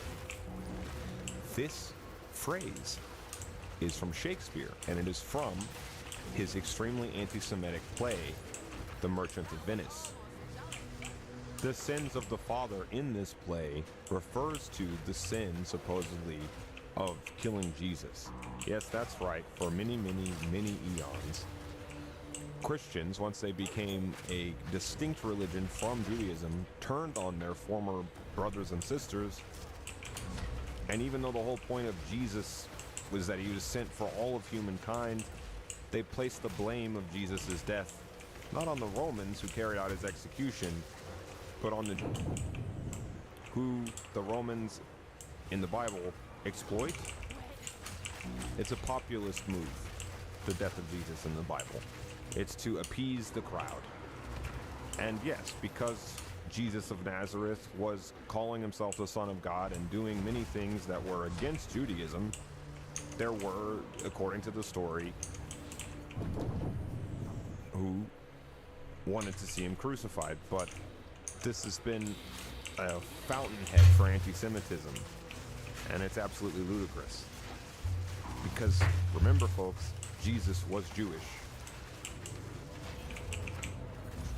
Anti-Semitism is itself a kind of virus, just like other forms of discrimination, that's been passed down for a long time, unfortunately. There's good and bad people in any group. Every different kind of human being has something to offer. And every kind of human being has had to deal with the same flaws of human nature, which is not unique to any one group, but shared by all of us. Is this part of us that leads us to war? Is this part of us that causes our different ideologies, our different religions, different cultures to come into conflict? Lurking in the background, of course, is the theme, though, of liberty and how these blood feuds that last generations between groups or races or tribes, how they deprive individuals in that group of any freedom of their own to decide how to live their lives. I, for instance, am related to a very horrible person from history, Robert E. Lee. Does that mean that before I was even born, that I'm condemned by the sins of my ancestors? Maybe to a degree. But just as I think that I deserve a chance, I think everybody else deserves a chance, regardless of what group they come from, or what the history is of this or that tribe. Because if you go back far enough, we're all human beings, and everybody has dirt, everybody has something compromising as a group. So if you blame each other as groups and look at each other as groups, it never ends. It just goes on and on and on.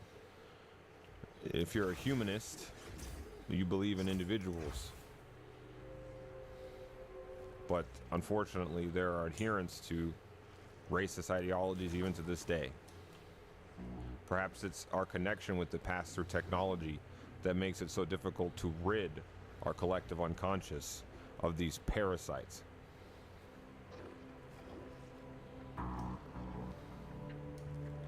These ideals, these words. But there is one person that you could scapegoat for a lot of today's problems involving Israel. That person was because of the Holocaust that the Israelis are so dead set on avoiding another one. And you can't really blame them for that. Obviously, the situation is very complicated, but I'm just saying the Israelis inherited a bad situation, and they're not necessarily free to decide for themselves how they would best like to live in the region. While it's easy and probably important on some level to criticize some of the actions of it, I think if we look at the history of this country, we'll see that it is a huge mess that the people who actually live there, both the Israelis and the Palestinians, inherited from the imperialist powers who had the bright idea to create this problem in the first place. Phantom Pain almost seems to suggest that dividing and conquering the world into these different groups, these nation states and these ideas of nations, is one of the ways that the English-led status quo is carried on. Who can say? But yes, tragically, as I've already said, according to some, according to me as well, what is going on in the is approaching, at the very least, something on the scale that has not been seen since 1940s Germany and Eastern Europe. And it's tragic to see this cycle play out. So many millions of lives trapped in this spiral of causality. A riptide. It's very Old Testament in a way. Because in the Old Testament, yes, the sins of the father are, in Exodus, for instance, well, I can't get into all that, but I'll just say it's a very ancient world way of looking at things. But unfortunately, it's still with us.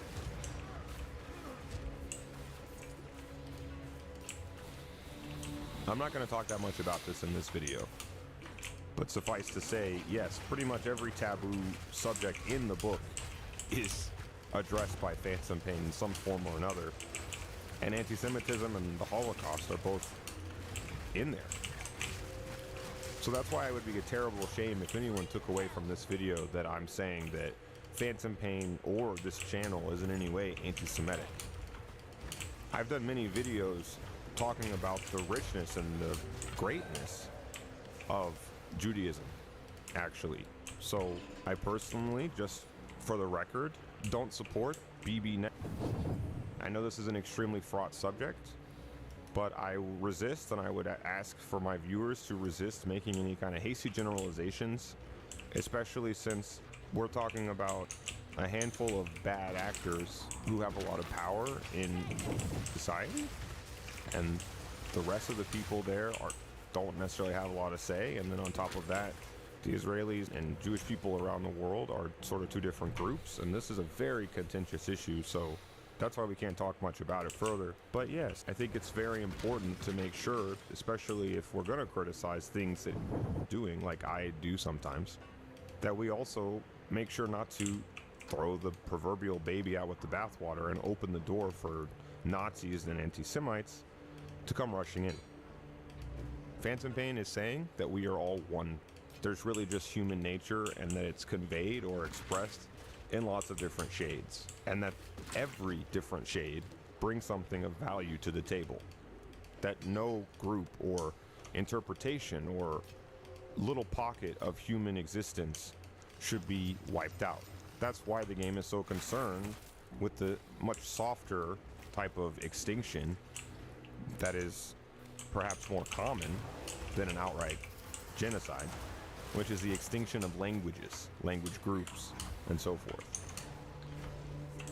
Did you know that Hebrew was actually once extinct and was brought back to life in the late 19th century? It's actually the only language that's ever done that. But Semitic actually refers to Arabic and Hebrew, as well as a few other languages. Isn't that interesting? While taboo, the ancient Hebrews were hardly alone in their sacrifices.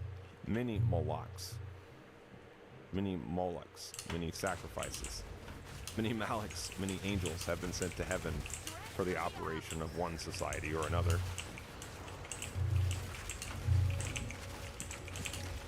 For eons, India ran on a strict caste system, which literally built an entire society on the backs of the unfree. Consider how the mighty sperm whale, probably the most intelligent being on planet Earth, was sacrificed on the altar of global American energy for the rise of America as a superpower. Take your pick of examples of sacrifices for power. There's slavery, communism, colonialism, apartheid, Jim Crow, which is making a comeback in 2026, it so happens. And yes, again, the Holocaust. Tragically, something similar to that is playing out in the world. The victims, it seems, of one atrocity have become the perpetrators of another in an endless cycle of violence and revenge, the very definition of tragedy. The examples of almost ritualistic sacrifices of being needed, or at the very least being used to control civilizations and brainwash the masses, goes back a long time. Even if the salience of such archaic practices has long since died out, at least consciously, it may have, like so much else, just evolved and become more subtle. So yes, this tendency to sacrifice the innocent in the name of power is something that seems to have died out. If you think about modern day compared to the blatantness of yesteryear, think about the ancient Aztecs sacrificing someone every day, thinking they had to do that to get the sun to come up. Barbaric, so-called uncivilized practices like that, those things are seen as backwater. And if they happen today in a blatant way, they're seen as indicative of a backwards culture. But even in the most advanced cultures, these practices go on. The Imperial Japanese during World War II, like the samurai before them, valorized martyrdom, self-sacrifice. And this grew into something really horrible, the kamikaze strikes. This is mirrored in certain religious extremist groups of today. The idea that you should die for your country isn't that commonly known as patriotism. We see that playing out today. Surely, if you ask the rulers of Iran or America, they would say absolutely that's what patriotism is, because they need those bodies. They need those sacrifices. Or maybe patriotism is that bloodless feeling of justice that you can catch like a high or maybe a fever from a proper 90s or early 2000s military propaganda game. Everything but the glory and the righteousness is digitally muted, blurred, behind this virtual reality. It's a form of mind control. And mind control, it turns out, is essentially as old as human beings. As old as shamans, as old as hypnosis and dream interpretation. Scrying the bones of birds, using technology to fight wars. These things are part of human nature. And they've been evolving in some form all along. But that nature is being debased more and more, rendered ugly, almost unrecognizable, barbaric, by a preponderance and concentration of power in the American system.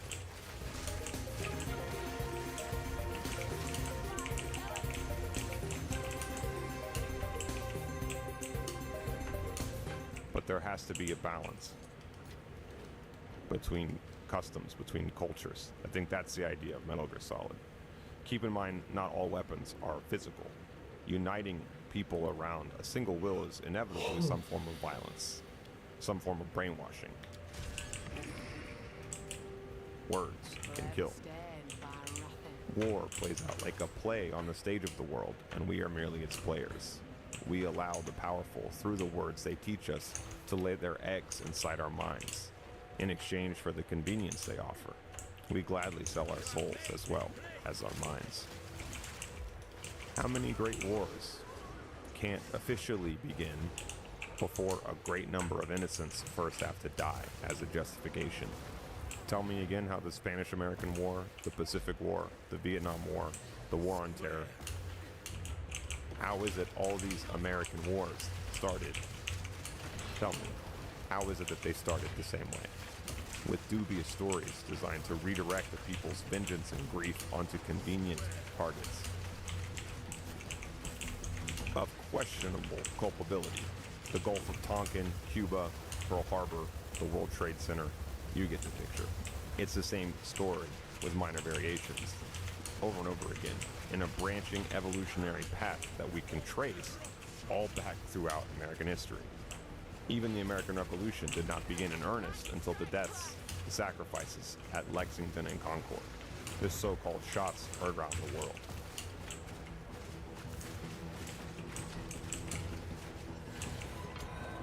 Some form of this exploitation of deaths, of murder, ruin, tragedy, and sacrifice have existed going back into our atavistic primitive past, probably since the very dawn of man. And it's no stranger to every race, color, and creed. We're all basically the same, as MGS5 shows us, whether east or west. Power is usually obtained at the expense of the innocent, with the exploitation of the less powerful. The victims of geopolitical conflict are usually civilians, the state and non-state actors who kill human beings in the name of their cause, whatever that cause is. They tend to believe that the ends justify the means, or at least their rulers and masterminds do. This is the definition of a Malachian bargain, a phrase Nietzsche himself was fond of using.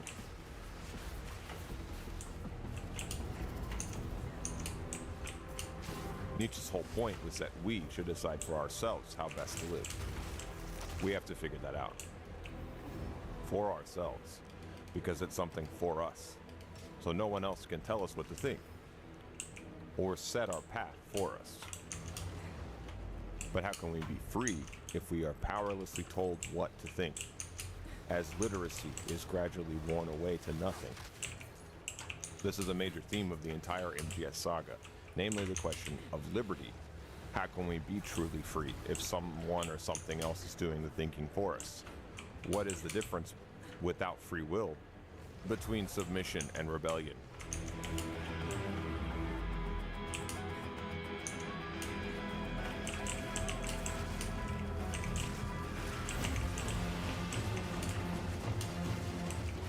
Where is the freedom in this patriotism? It's usually people outside the party, so to speak, who typically are the ones who are sacrificed, who have to die for our puppet masters' truth, their interpretations, their versions of liberty. It's a cruel world, boss, and it rarely changes. A cruel angel's thesis. And the more that interpretation itself is curtailed and literacy suppressed, the more we outsource our thinking, the more we become dependent on a version of the world that is mediated digitally as we ride waves of influence, outsource our thinking to shorts, Snapchat, AI prompts, as we learn simply to skim read rather than take the time to close read and form a nuanced opinion. What I'm describing here is also a war in our minds, a war for control. And the Epstein class, the rulers in Washington, Wall Street, and Silicon Valley, these neo-imperial robber barons, they are the enemy, and they are winning.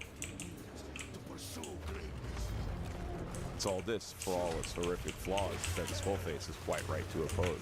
It's just that ironically, in the end, Skullface just becomes another example of the same tragedy of power, consumed by the mind virus of Machiavellian ethics that states for those in power, the ends always justify the means. It's impossible for Skullface to have the moral high ground when he sacrifices and tortures children. But you know what they say, I guess he has the idea, you can't beat him, join him. He's just a more nakedly brutal version in some ways of the same horrendous tragedy of power.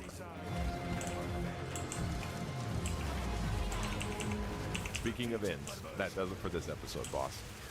Next time, we'll finally get to Huey and the events of Hellbound. After that, the first few quiet tapes, and the first few Huey interrogation tapes, too. Until next time, boss.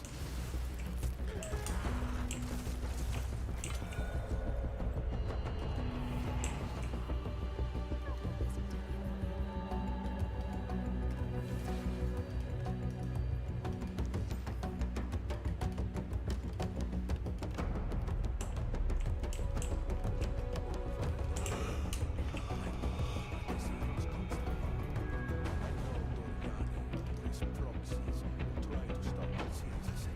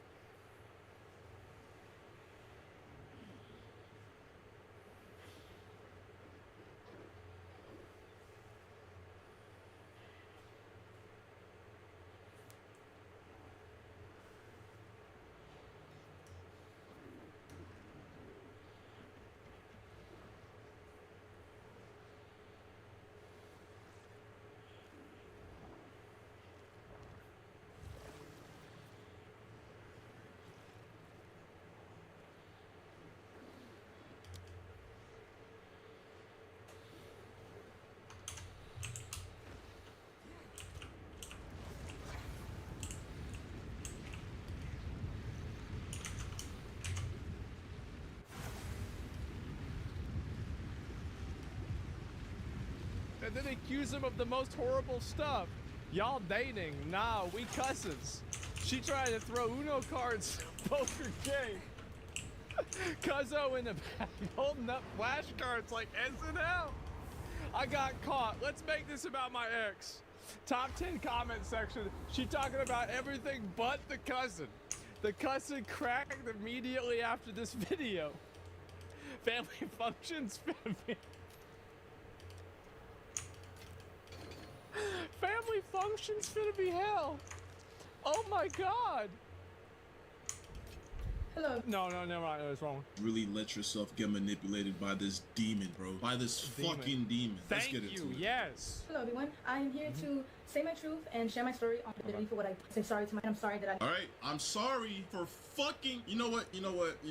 I'm sorry for cheating on you with my cousin, but our relationship wasn't perfect, so that's the reason why I did so. I'm sorry for sending my cousin pictures of my ass, titties, and fucking cooch on your living room couch and in your restroom and on my bed, but you know what? Because our relationship wasn't okay, that excuses it. I'm sorry that you had to find my cousin's cock in my camera roll, but you know what? It's okay. These are our supplies.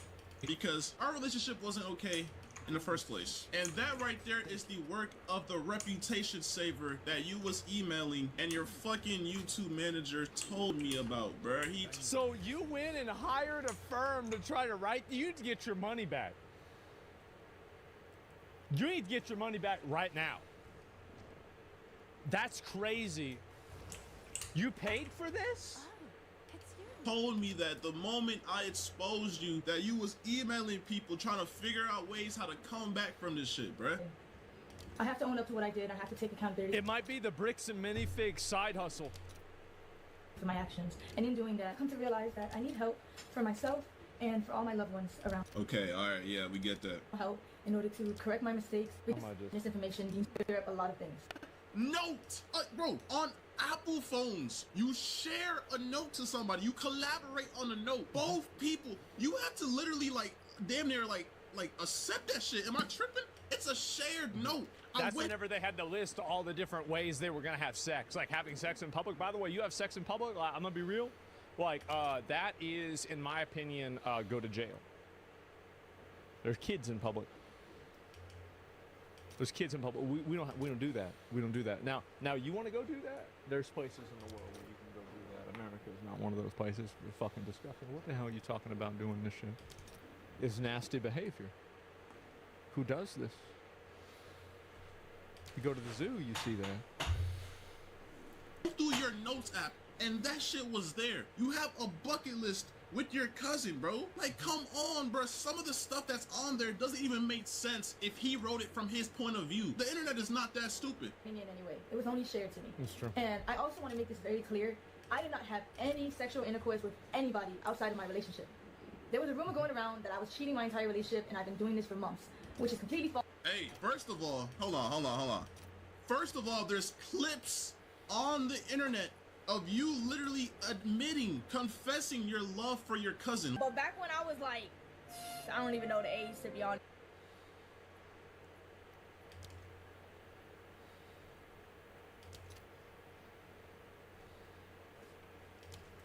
I gotta use the bathroom.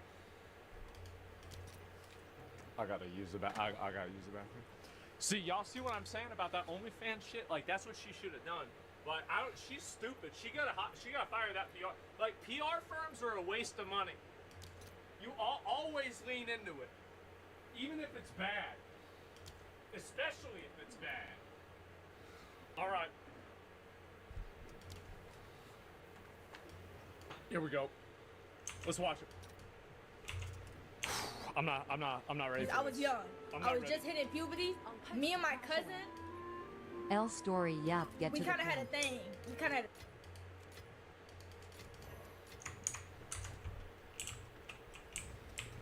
So you're telling me this is round 2?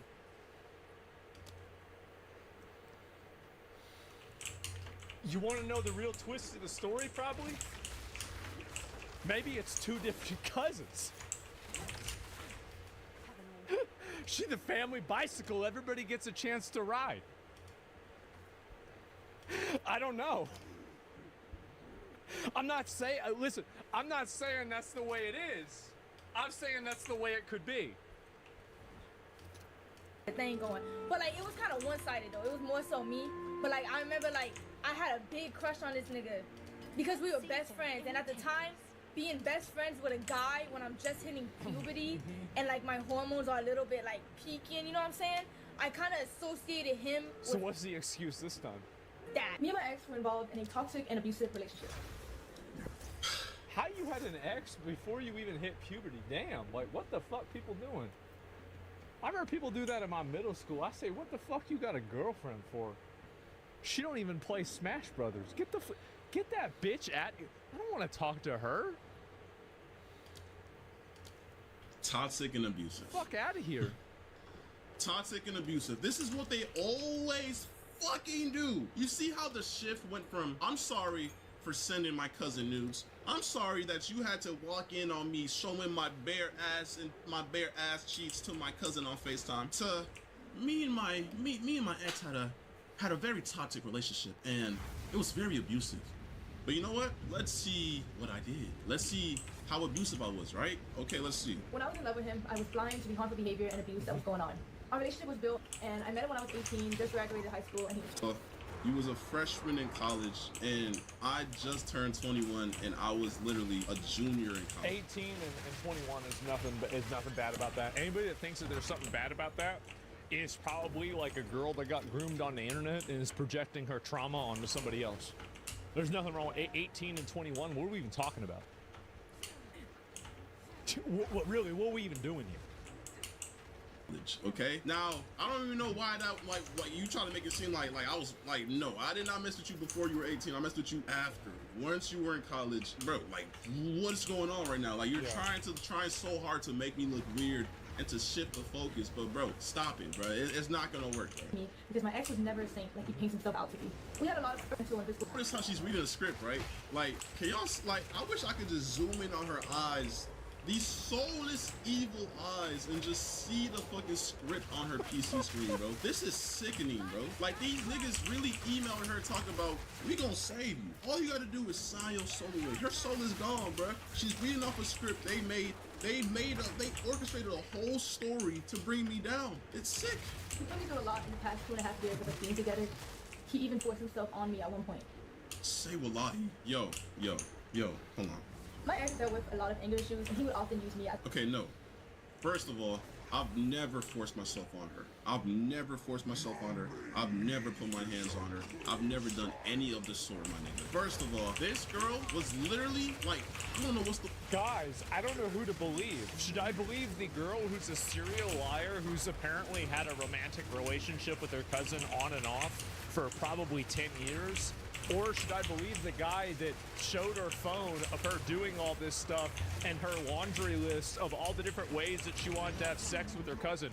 Oh, jeez, guys, like, I really wonder. Were like over sexual or like overly freaky, but bro, she literally would force me to drink. I've never drank or smoked in my life until I met this girl. Yeah. I have African parents and I don't fuck with that shit. I remember there was a time she even forced me to get my match tattoo. There was a time, I think it was at the tattoo shop or whatever. I was on a double date.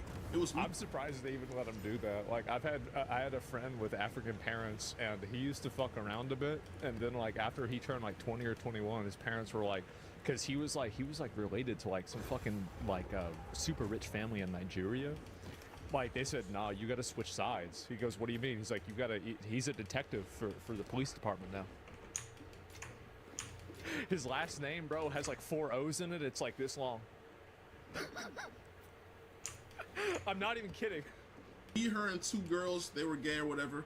And bro, she was getting on me because I told her I did not want to smoke and drink. That's my boy. She was literally in the hallway crashing out on me because I did not want to smoke and drink. This girl was a bad influence, always trying to force me to smoke and drink every fucking time she's seen me, bro. There were 2 or 3 times where my ex would approach me unprovoked and put me in a chokehold against the wall. And put you in a chokehold? Like, you're making me seem like I'm the fucking like I'm a fucking devil. Put you in a chokehold. Does Yo, like anybody that knows me in real life, does that even sound like something I would do? You're telling me I would walk up to you and just fucking put you in a chokehold? What type of shit is that, bro? Like, nigga, I've never heard you say that shit ever. Like, where's the proof, bro? Like how are you saying it with a straight face? This gotta be a script. Scared he wouldn't. The next thing I'm about to say are serious allegations that I know men often get falsely accused of. Falsely accused. So you're about to falsely accuse me like every other girl does to niggas, bro. Let's see what you got to say. But at the end of the day, all I can do is come on here, tell my truth, tell my story, whether you want to believe it or not. There was a time when me and my ex were drinking, and he forced himself onto me. Every single time we drank, she forced me to drink. Every single time we drank, she forced me to drink. She would always say, I want to see you blackout drunk. I want to see you drunk. I want you to just get loose and do whatever. But that's not the point. Because I've never forced myself onto you. Never. Every single time we did something, we had consent. You know why? You know why? Because you're the overly sexual one. I'm a nonchalant. Wait. The girl that's busted it open for her cousin is the sexual one? That said that she had an ex-boyfriend whenever she was hitting puberty? No, wait, what? No way! Ass nigga. I do think that's actually what happened, is because like I'm kind of the same as him, as where like I don't smoke or drink or do anything like that. And there are girls that like the idea of making a guy that is pretty well put together, or like not even put together, but like reserved, like having that power over him to make him like lose control emotionally. Like for women, it's like, as I said, it's all about ego, right? That's it. It's about ego to break him, right? It's control thing. And I've dealt with girls like this in the past. So the psychology tracks. It does. In my own world, and I think that's what made you mad. I think that's what made you think I don't like you, because I'm not always trying to fuck. I'm not always trying to have sex because I believe there's more to just sex, bro. You're always, every single day, and me getting a cut on my insides. Oh, luckily, I was able to take video footage. Y'all seen how she just looked at the script? Luckily, if this really happened, why was this never a talking point in every single time you streamed once we broke up? It was always stuff like, oh, he would yell at me. Oh, something about the airport. He left me at the airport. Why was this never a topic? Matter of fact, why was this never brought to the police? Why is this only coming to the light now? I bet $100,000 that nobody in the world can say that you told them this. This is false. This is cap. And I know this is what the fucking reputation savers told you to look for. Any proof of fucking violence or SA. Like, you're sick and you're not gonna manipulate these people, bro. You're not gonna do that, bro. Fuck no. I never wanted to hurt anybody, and I understand how badly I messed up. The only thing I can do from now is take the time to better myself and to heal. Yeah, so after all that, the only thing I can do now is to take this time to better myself and to heal. PR companies need to be against the law. Like, whatever y'all try to come up with and write, like, it's always bad. Like, I had to deal with this, like, I mean, you remember the OTK controversies? We had the idea of doing that, right? And so, I had to deal with this before myself. Let me tell you something. It's a bunch of hot air. It's a bunch of bullshit. And the best ways that we got out of trouble and drama is really whenever I said, this is the way it happened, that's what it is, and we just wrote out a statement. Like, we never had any sort of advantage. Like, people do that, I think, because they get nervous. But you just got to tell people the way it is. You get AI, yeah. So yeah, basically, I cheated on Kenneth with my cousin. But you know what? He did all of this in the past, and some things that I just found out because the crisis reputation saver people told me to lie about. But throughout everything that has happened, I have come to terms with the fact that I suffer with depression. Depression. Depression.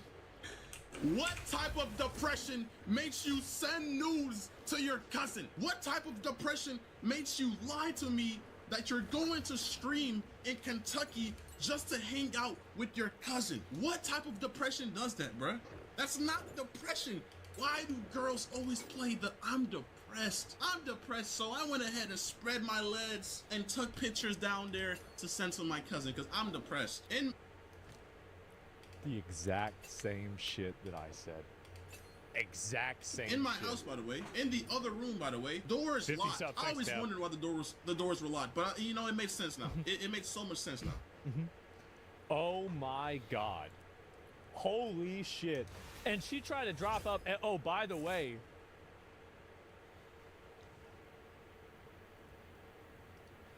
if anybody is qualified to speak, I believe, is Lord to your God. Wait, you want me to convince you as to why you don't want to fuck with me? You want me to fight for something you just tried to end? That's what I'm saying. Like, messages like this, yo, men in here. When a chick try to break up with you, let her. Back to basics. Just let her. And say something real brief. I promise you that shit will stick. That shit will stick to her until she fucking 50-something years old. She'll always remember you like, damn, I remember fucking with, oh my God, I remember I was fucking with this guy when I was like 22. I sent him this. Talking about generational psychological warfare. Big text. This motherfucker, you know, this motherfucker really just said goodbye or is that all and have a great life. Mm-hmm. And she'll just remember that shit for the rest of her days. These big fucking paragraphs, every time you send a woman these giant paragraphs like this, they win. They win. Every time you send them a paragraph, they're winning. Every single time you send them an emoji, you win. Them power. I'm not just talking about her in general, I'm talking about women in general. Yeah. The longer the paragraph, the more power they have over you mentally because they know they got to you. And the thing is that, bro, like I have. Oh, fuck. I don't even want to talk about it. The way that you see, and this is the problem, right? Is that I don't know if low tier God is the same as me, but like you learn these things from experience. It's not like you just are born with this. No. You discover this. You find out, oh, okay, that's the way it happens. Always keep it brief. Nothing more than a sentence. If you feel like carrying it on, one sentence, two sentences is too much. All right. But oh my God, bro, and he's right about that. Yeah, I mean, like he is. And the thing is that I've even had the mindset that as soon as one of them get mad at me, I just stop talking to them. And then usually, like 9 times out of 10, they just. Well, you want me to convince? They just forget about it. There's no way out of. They forget about it. They because they were mad in the moment, but that moment was 2 hours ago. You just stop talking to them. Because again, like there are certain girls, like this girl seems like the kind of person that's like that, where like they thrive on turmoil, they thrive on discord, they thrive like they like this is the kind of girl that will take like you're nice, like you got a nice bathroom, right? You've got maybe your toothbrush, your toothpaste, shaving cream, maybe like hand wash, like 2 or 3 other things, maybe something for skincare, and like maybe soap. And they will take that entire thing. It's this big, and they will fill it up with shit. They will come up with some fucking like, oh no, this is some special coconut oil extract, extra thing that nobody needs, and this is a hairspray. But wait a minute, that's not even your color of hair. Yeah, but I was thinking about, can we throw it away? No, we can't throw it away. And that's it. And this is what they do. It's what they fucking do. And so it's conflict oriented. Yeah, these people are conflict oriented. And they're the ones that watch Love Island. And why do they watch Love Island? Because they need drama. And you want to know why they need drama? It's because they got nothing else going on. They don't have shit going on. There's nothing they're fucking doing. You know what they do? They wake up in the morning. You know what their plan is? They'll fuck some dude's life up. Fuck somebody's day up. Let me go to Starbucks and have a problem. Let me go to Target and have a confrontation. Let me have a disagreement about a sales price. Let me go and have some sort of an altercation at Bed Bath & Beyond. Let me go to Ross and then complain that the price on the tag isn't the price at the register, and they have to call the manager, and there's like 4 people that have to give me attention now, right? And so like, that's it. Basically, you can't go and get the attention from your fucking real life boyfriend because he's busy, so you've got to get the attention from the manager at Ross, who's calling the police. That's it. Bro's trauma dumping. What can I say? And so anyway, let's rob let's rob a Walmart. And so I'm gonna fuck my cousin, right? Yeah, that's definitely that's the way you deal with it. And so more riots in Belfast. We're gonna get to the Belfast shit. I just want to talk about this because I thought it was really, really, really fucking entertaining. And honestly, LTG is completely right. The more nonchalant, like, I actually hate that some girls are like this. And there aren't girls that are like this. The girls that are like this are not girls, they're foids. They're foids. Like, but if you have to play mental fucking guerrilla warfare with some girl in order to make her do what you want her to do or to act normal, like, think about that, right? You're now, like, now you are a PlayStation, you are an Xbox, this is a game now, and like, you're dealing with this, like, and you gotta think about all these different levels. A huge red flag. Like, I've always had the mindset that, like, you know, I talk to people pretty directly, and like, if people have a problem with that, then you know, it is what it is, right? That's their problem, that's it. And so, just super chill, laid back, all things considered, yeah, he's fine. I mean, like, again, like, and it's insane, honestly. You would put that on somebody. It's a crazy, crazy, crazy thing to acknowledge. Ironically, they did any of the shit they accused him of, they'd probably still be together. He's too nice for her. Yeah, he is. And there's a lot of guys, see, like, there is a war. There is a war between soulless foids and sensitive young men. And these sensitive young men that are well-intentioned, good-meaning, respectful, good boys that love their mothers, they are not ready for these demons. They're not ready. And they get red-pilled? They do. I think that's what happens. I think that a lot of them unironically get red-pilled because of the bad reactions and bad like, experiences they have with girls like this. I think that's legit what it is. We're not ready yet. Because, like, I remember that, like, just tell her how you feel. Well, just explain just explain the way that you're thinking. Just simply, just rationally explain what the problem is. just tell her what the problem is. You know what I mean, right? And so anyway, I don't know. This is a crazy saga. I just had to talk about it. And again, I could go into more of it, right, or anything else. Oh, one more. I know I've done wrong. I fucked up. And I'm taking time away to seek professional help in order to correct my mistakes. Professional help. I ain't lie. If I'm your nigga, you gotta mold a whole new pussy, bitch. Like, on God, like, facts. Like, I ain't like, even if you're a new nigga, like, you gotta mold a whole new pussy. Like, the fact that your cousin been in your DNA, like, it's just disgusting. I'm be honest, it's just disgusting. I know I've done wrong. I fucked up. And I'm taking time away to seek professional. That's honestly the funniest soundboard I ever seen in my life. That shit was fucking funny, bro. Like, everybody else that uses soundboard is shit stupid. That shit was funny, though. It was really funny. And, wow. Still would? I know. And everybody's typing that. Like, y'all are typing that, oh, I still would. She's innocent.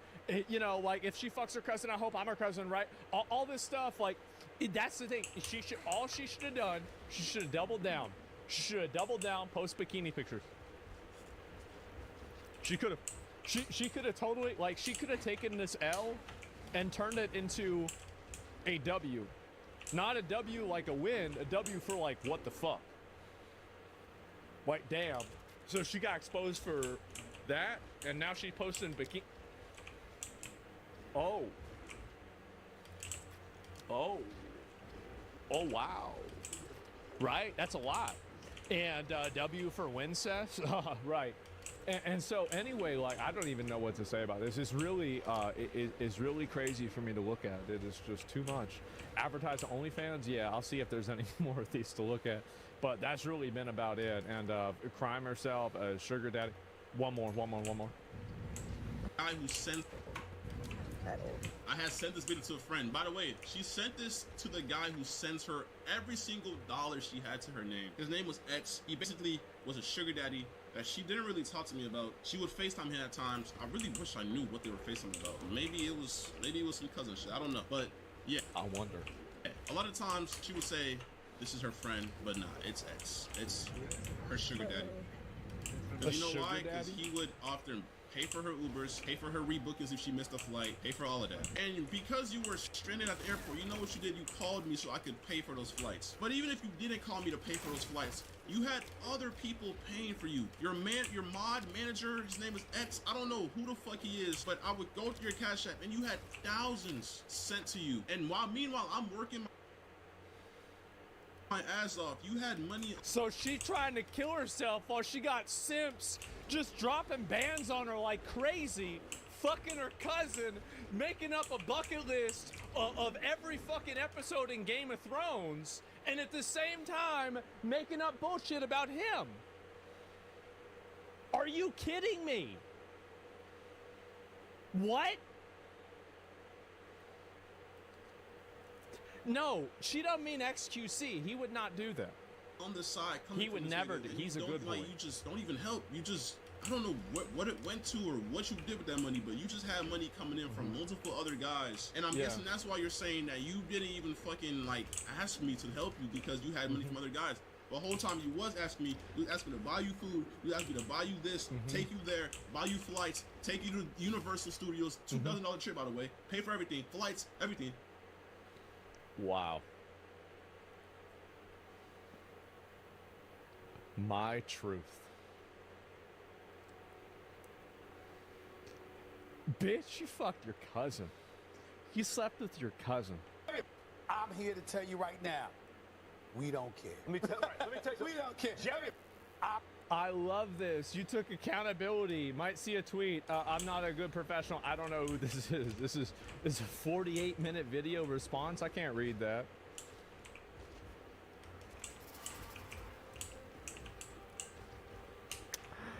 Oh man. I lost my bitch, man, she kinda felt me, feel me. Time for my body, baby, come and smell me, gotta tell me. I lost my bitch, man, she kinda felt me, feel me. Time for my body, baby. That's crazy. You saw the Lego GoFundMe was restored. Let me lock in with that in a bit. I'm not ready for that yet, but I'm gonna get to it. Don't worry about it.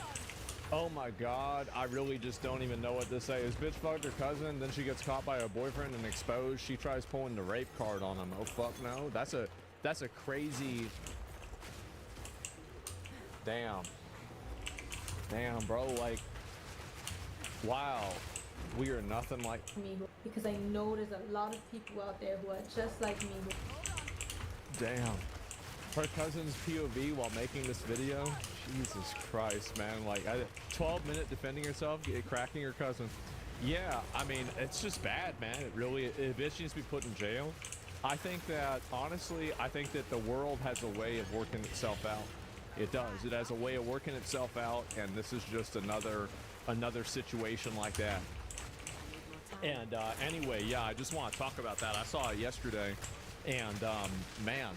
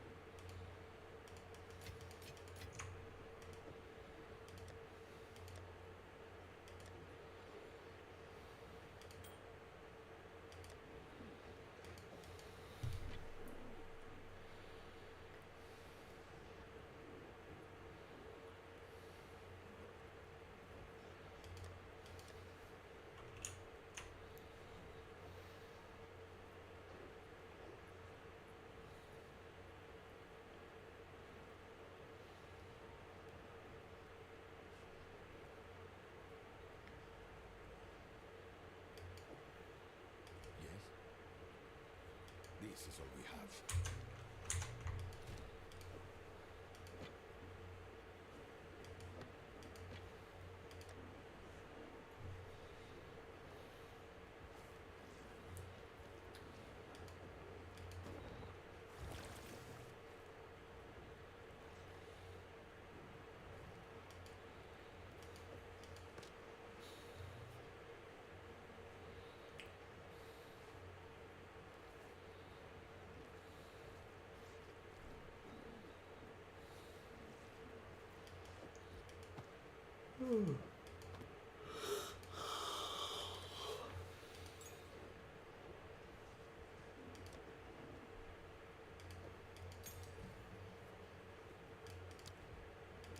Using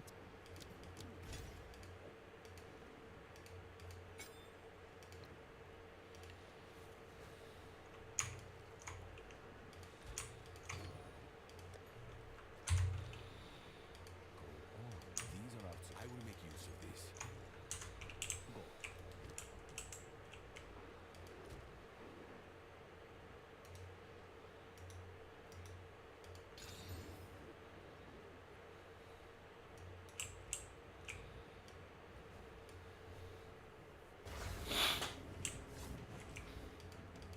Not ventured, not gained.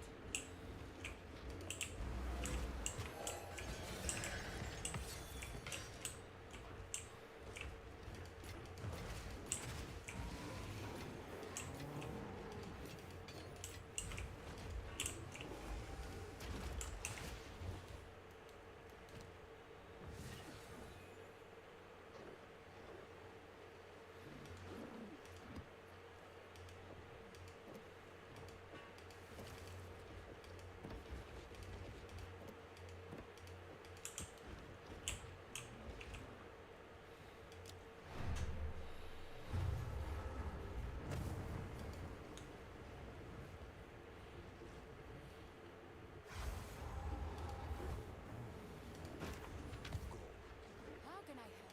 What do you think? For now, without. Yes. A useful trade.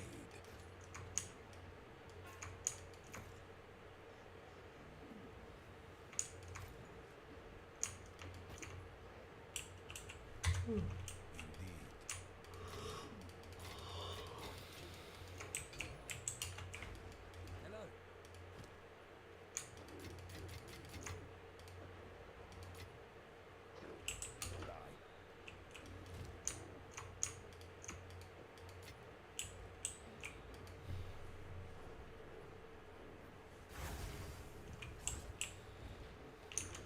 Not ventured, not gained. Light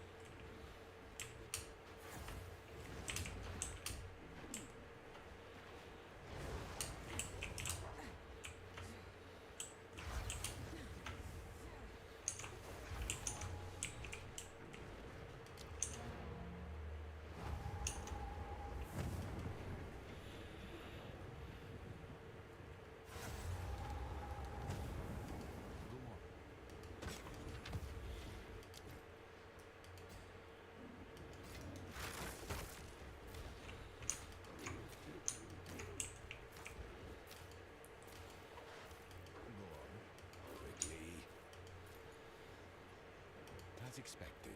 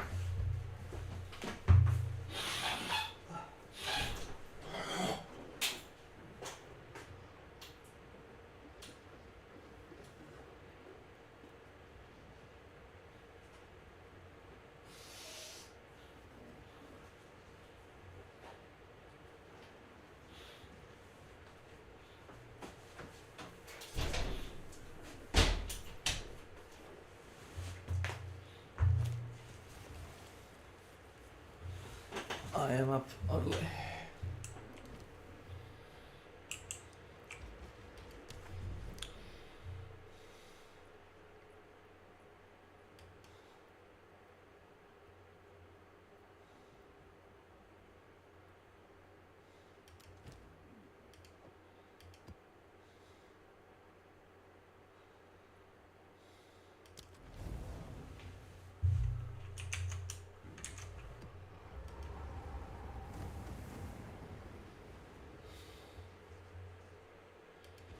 On a given moment not too long ago, the rest of the world disappeared and Peaksville was left all alone. Its inhabitants were never sure whether the world was destroyed and only Peaksville was left untouched, or if the village had been taken away. They were, on the other hand, sure of one thing: the cause. A monster had arrived in the village. That's how Rod Serling starts one of the best episodes of television ever. In a series full of pretty dark and mind-boggling episodes, the season 3 episode, It's a Good Life, is seared into the minds of everyone who has seen it. But why does this episode of The Twilight Zone seem to stick around for much, much longer than any other? I can tell you why it did for me, because that 6-year-old boy scared the hell out of me. I didn't know I could be so scared of a child in my life. Hi everybody, my name's King Newsme. It's a Good Life is an episode based off of a short story with the same name by Jerome Bixby. He wrote the story in 1953, and then about 10 years later, Rod Serling would rewrite and adapt the story into an episode of The Twilight Zone with some minor changes. Rod actually liked the story so much that he was working on a feature-length film for it, but sadly,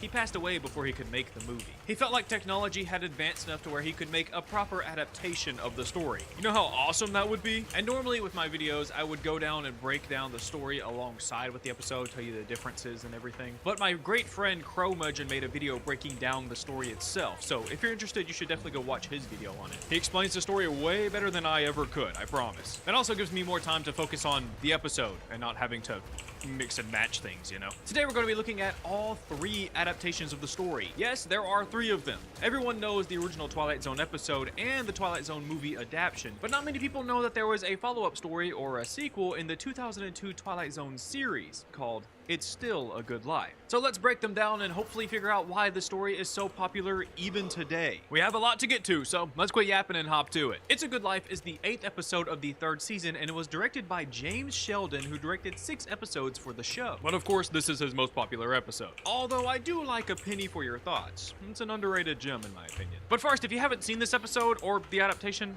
or the sequel, go watch them right now. What are you doing? Leave. Get out of here. I don't want you here. And if you're still here, then I'm guessing you have seen them. So, the episode starts with the classic Rod Serling introduction, but instead of a quick word to introduce us to the story, he talks for a whole dang 2.5 minutes. Dang, Rod, feeling pretty chatty today, huh? Of course, this makes it the longest intro to any Twilight Zone episode ever, but it is very needed for the very important background information of the story. He even admits it himself in the beginning. Tonight's story on the Twilight Zone is somewhat unique and calls for a different kind of introduction. Also, a quick fun fact fact, they used this episode as the template video for the queue line in Disney's Tower of Terror ride. If you look at them side by side, they line up perfectly. It's pretty awesome. Rod is standing in front of a map of the US and points out a small town called Peaksville in Ohio. One day, not long ago, the rest of the world vanished. The people there weren't sure if the rest of the world had been destroyed or if they were somehow taken away. They weren't sure of the reason for the sudden change in life, but they did know who caused it. A monster had arrived in the village. Just by using his mind, he took away all the electricity and cars because they displeased him, which caused quite the disturbance in daily life. Next, Rod introduces us to some important characters, starting with Mr. and Mrs. Fremont because the monster lives in their house. Next up is Aunt Amy, who had the most control over the monster, but one day she began to sing out loud, and the monster doesn't like singing, so the monster took away her singing voice. So now she just sits around, bitter and angry at the world. And lastly, he introduces us to the people of Peaksville, who have to be careful what they think around the monster because it can read their thoughts. So they are forced to have happy thoughts when he is nearby, and if they don't, then they will be sent to the cornfield, or turned into a grotesque monster themselves. And I'll let Rod himself introduce you to the monster. This is the monster. His name is Anthony Fremont. Anthony is only 6 years old, and he has this town trapped in terror. Even though he looks cute and has big eyes, they have to obey him. Because the mind behind them is absolutely in charge. This is the Twilight Zone. The kid behind Anthony is Bill Mumy, a very talented actor who is in 2 other episodes of the show, The Long Distance Call as Billy and in Praise of Pip as young Pip. He's also in the Twilight Zone movie adaptation of the story, and he reprises his role for the sequel episode. But honestly, he's mostly known for being Will Robinson in Lost in Space. I just think it's very cool that he seems to embrace this story so much. Most actors try to hide away from their biggest roles in fear of it just like overshadowing them, you know? But he seems to love being Anthony. The story starts with a man named Bill Soames delivering some groceries for Anthony's mom. He spots Anthony playing in the yard and he makes sure to tell Anthony that they're having a very good day. He also spots Anthony playing with something in the dirt, so he asks him what he's up to. Very innocently, Anthony tells him that he made a 3-headed gopher to play with, but now that he's done with it, he kills it. Be dead. Gopher, you be dead. Nervously, Bill tells Anthony that it's a good thing that he killed the gopher. I was probably suffering more being alive, honestly. Then he rushes inside to deliver the groceries. While delivering, he mentions that they haven't had a lot of important things like soap for a while, and he makes sure to show Miss Fremont that he brought Anthony's favorite tomato soup, and he wants to make sure that Anthony knows that Bill was thinking of him when he grabbed it. He wants to stay in Anthony's good graces, and seeing that he's obviously super stressed and doesn't want to be sent to the cornfield, Miss Fremont tells Bill that he is safe from Anthony's wrath because Anthony actually really likes him. He also tells Miss Fremont about the 3-headed gopher outside, and she tells him that he does it all the time. He made a completely new animal yesterday, one with sharp teeth that almost bit him, and she was kind of hoping that it would bite him and end their suffering. Well, she doesn't say that out loud, but she heavily insinuates it. But Bill is in a hurry and he has to leave, and Miss Fremont reminds him that tonight is television night. You see, Anthony took away electricity for everyone, but once a week, everyone that's left in the town comes over to the Fremont house so Anthony can put on a show for them on the television. I guess it's his way of keeping morale high in the town, even though it doesn't really work. After Bill leaves, Miss Fremont goes out looking for Anthony, but she doesn't find him. She does find Amy, who tells her that he went to the barn even though she told him not to. Miss Fremont reminds Amy that she shouldn't try and boss Anthony around, and she also shouldn't think bad thoughts about him even if he isn't around, because he could probably still read their minds. But Amy's having a hard time having happy thoughts on this miserably hot day. But Miss Fremont quickly stops her once again and reminds her that it's not a hot day, it's just right. It's a real good day. Sometime later, we finally get to see Anthony interact with his dad. Just like everyone, Mr. Fremont is terrified of saying the wrong thing in front of Anthony. But out of everyone, I feel like he treats Anthony the most like a real person. He tries to have a normal conversation with him, but he also feels like he's walking on eggshells to not say the wrong thing. They reminisce about how Anthony turned all their pigs into monsters. Oh, doggone if you didn't. Funny looking things, too. But good things, Anthony. Real good things. And it's good that you've done that. Oh, it's real good. Then Anthony complains that no kids came over to play with him today, and he was very bored. So his dad reminds him that the last time some kids came over to play, he wished them into the cornfield. That's why no kids want to play with him, and no parents want their kids to play with him. But Mr. Fremont will try his best to convince some parents to let their kids come over and play sometimes. And as they talk, a dog starts barking in the distance. And that gets them to talk about how there aren't many dogs left, and that's because all the other dogs barked at Anthony and they didn't like him. And Anthony doesn't like when people or animals don't like him. I don't like them. They didn't like me. I hate anybody like that. I hate anybody that doesn't like me. I can't imagine why anybody would hate you, Anthony.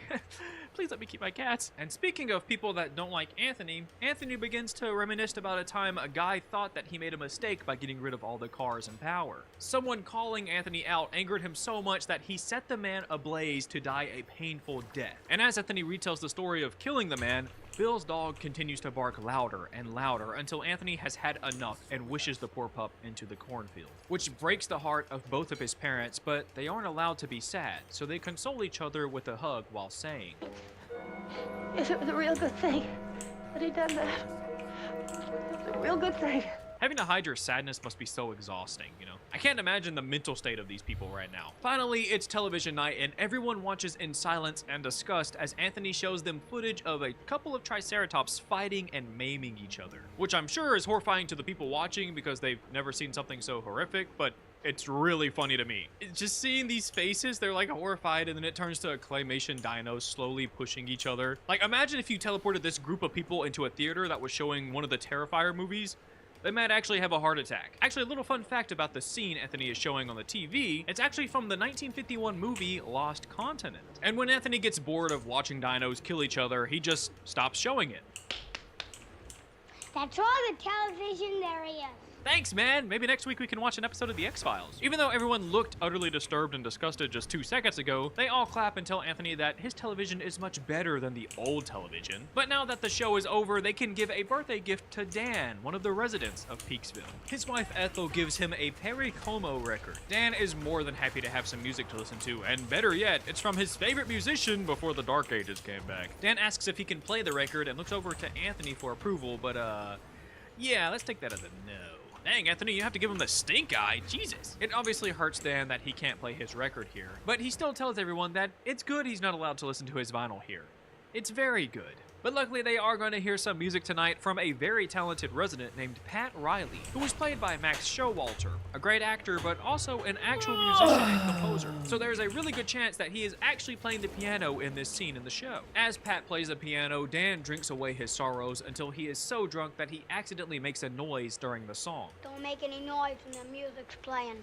I don't like any noise when the music's playing. Despite his warning, Dan continues to clank the bottle to his cup, until his wife comes over to beg him to not make Anthony mad. But Dan assures her that he isn't doing or thinking anything wrong, but that does send him on a bit of a rant about how there's only 5 bottles of whiskey left on the planet. And when those are gone, it's all gone. Then he walks over to admire his new record, a record that he's not even allowed to listen to. And thinking about that fills him with this rage, so he starts yelling about how he can't even enjoy his own birthday gift because of the monster in the house. And then he shatters one of the only bottles of whiskey left in the world. Then he walks over to Pat and tells him to stop playing the song Anthony wanted and instead play Happy Birthday for him. He sings the tune alone in silence as Anthony gives him the death stare. Pat chooses to ignore Dan and continues to play the song Anthony wanted to hear. But Dan's drunken rage is not over yet. He singles out Mr. and Mrs. Fremont. He says it's their fault that they have to live like this, that they had a monster and ruined the lives of everyone in this town. Then he strangely starts to sing You Are My Sunshine, which I'm not sure why he started to do that, but Anthony does not like singing. So he gets out of the piano chair and stands up to Dan because he knows he's in control. But Dan isn't afraid anymore. He knows that death is better than the lives they are living right now.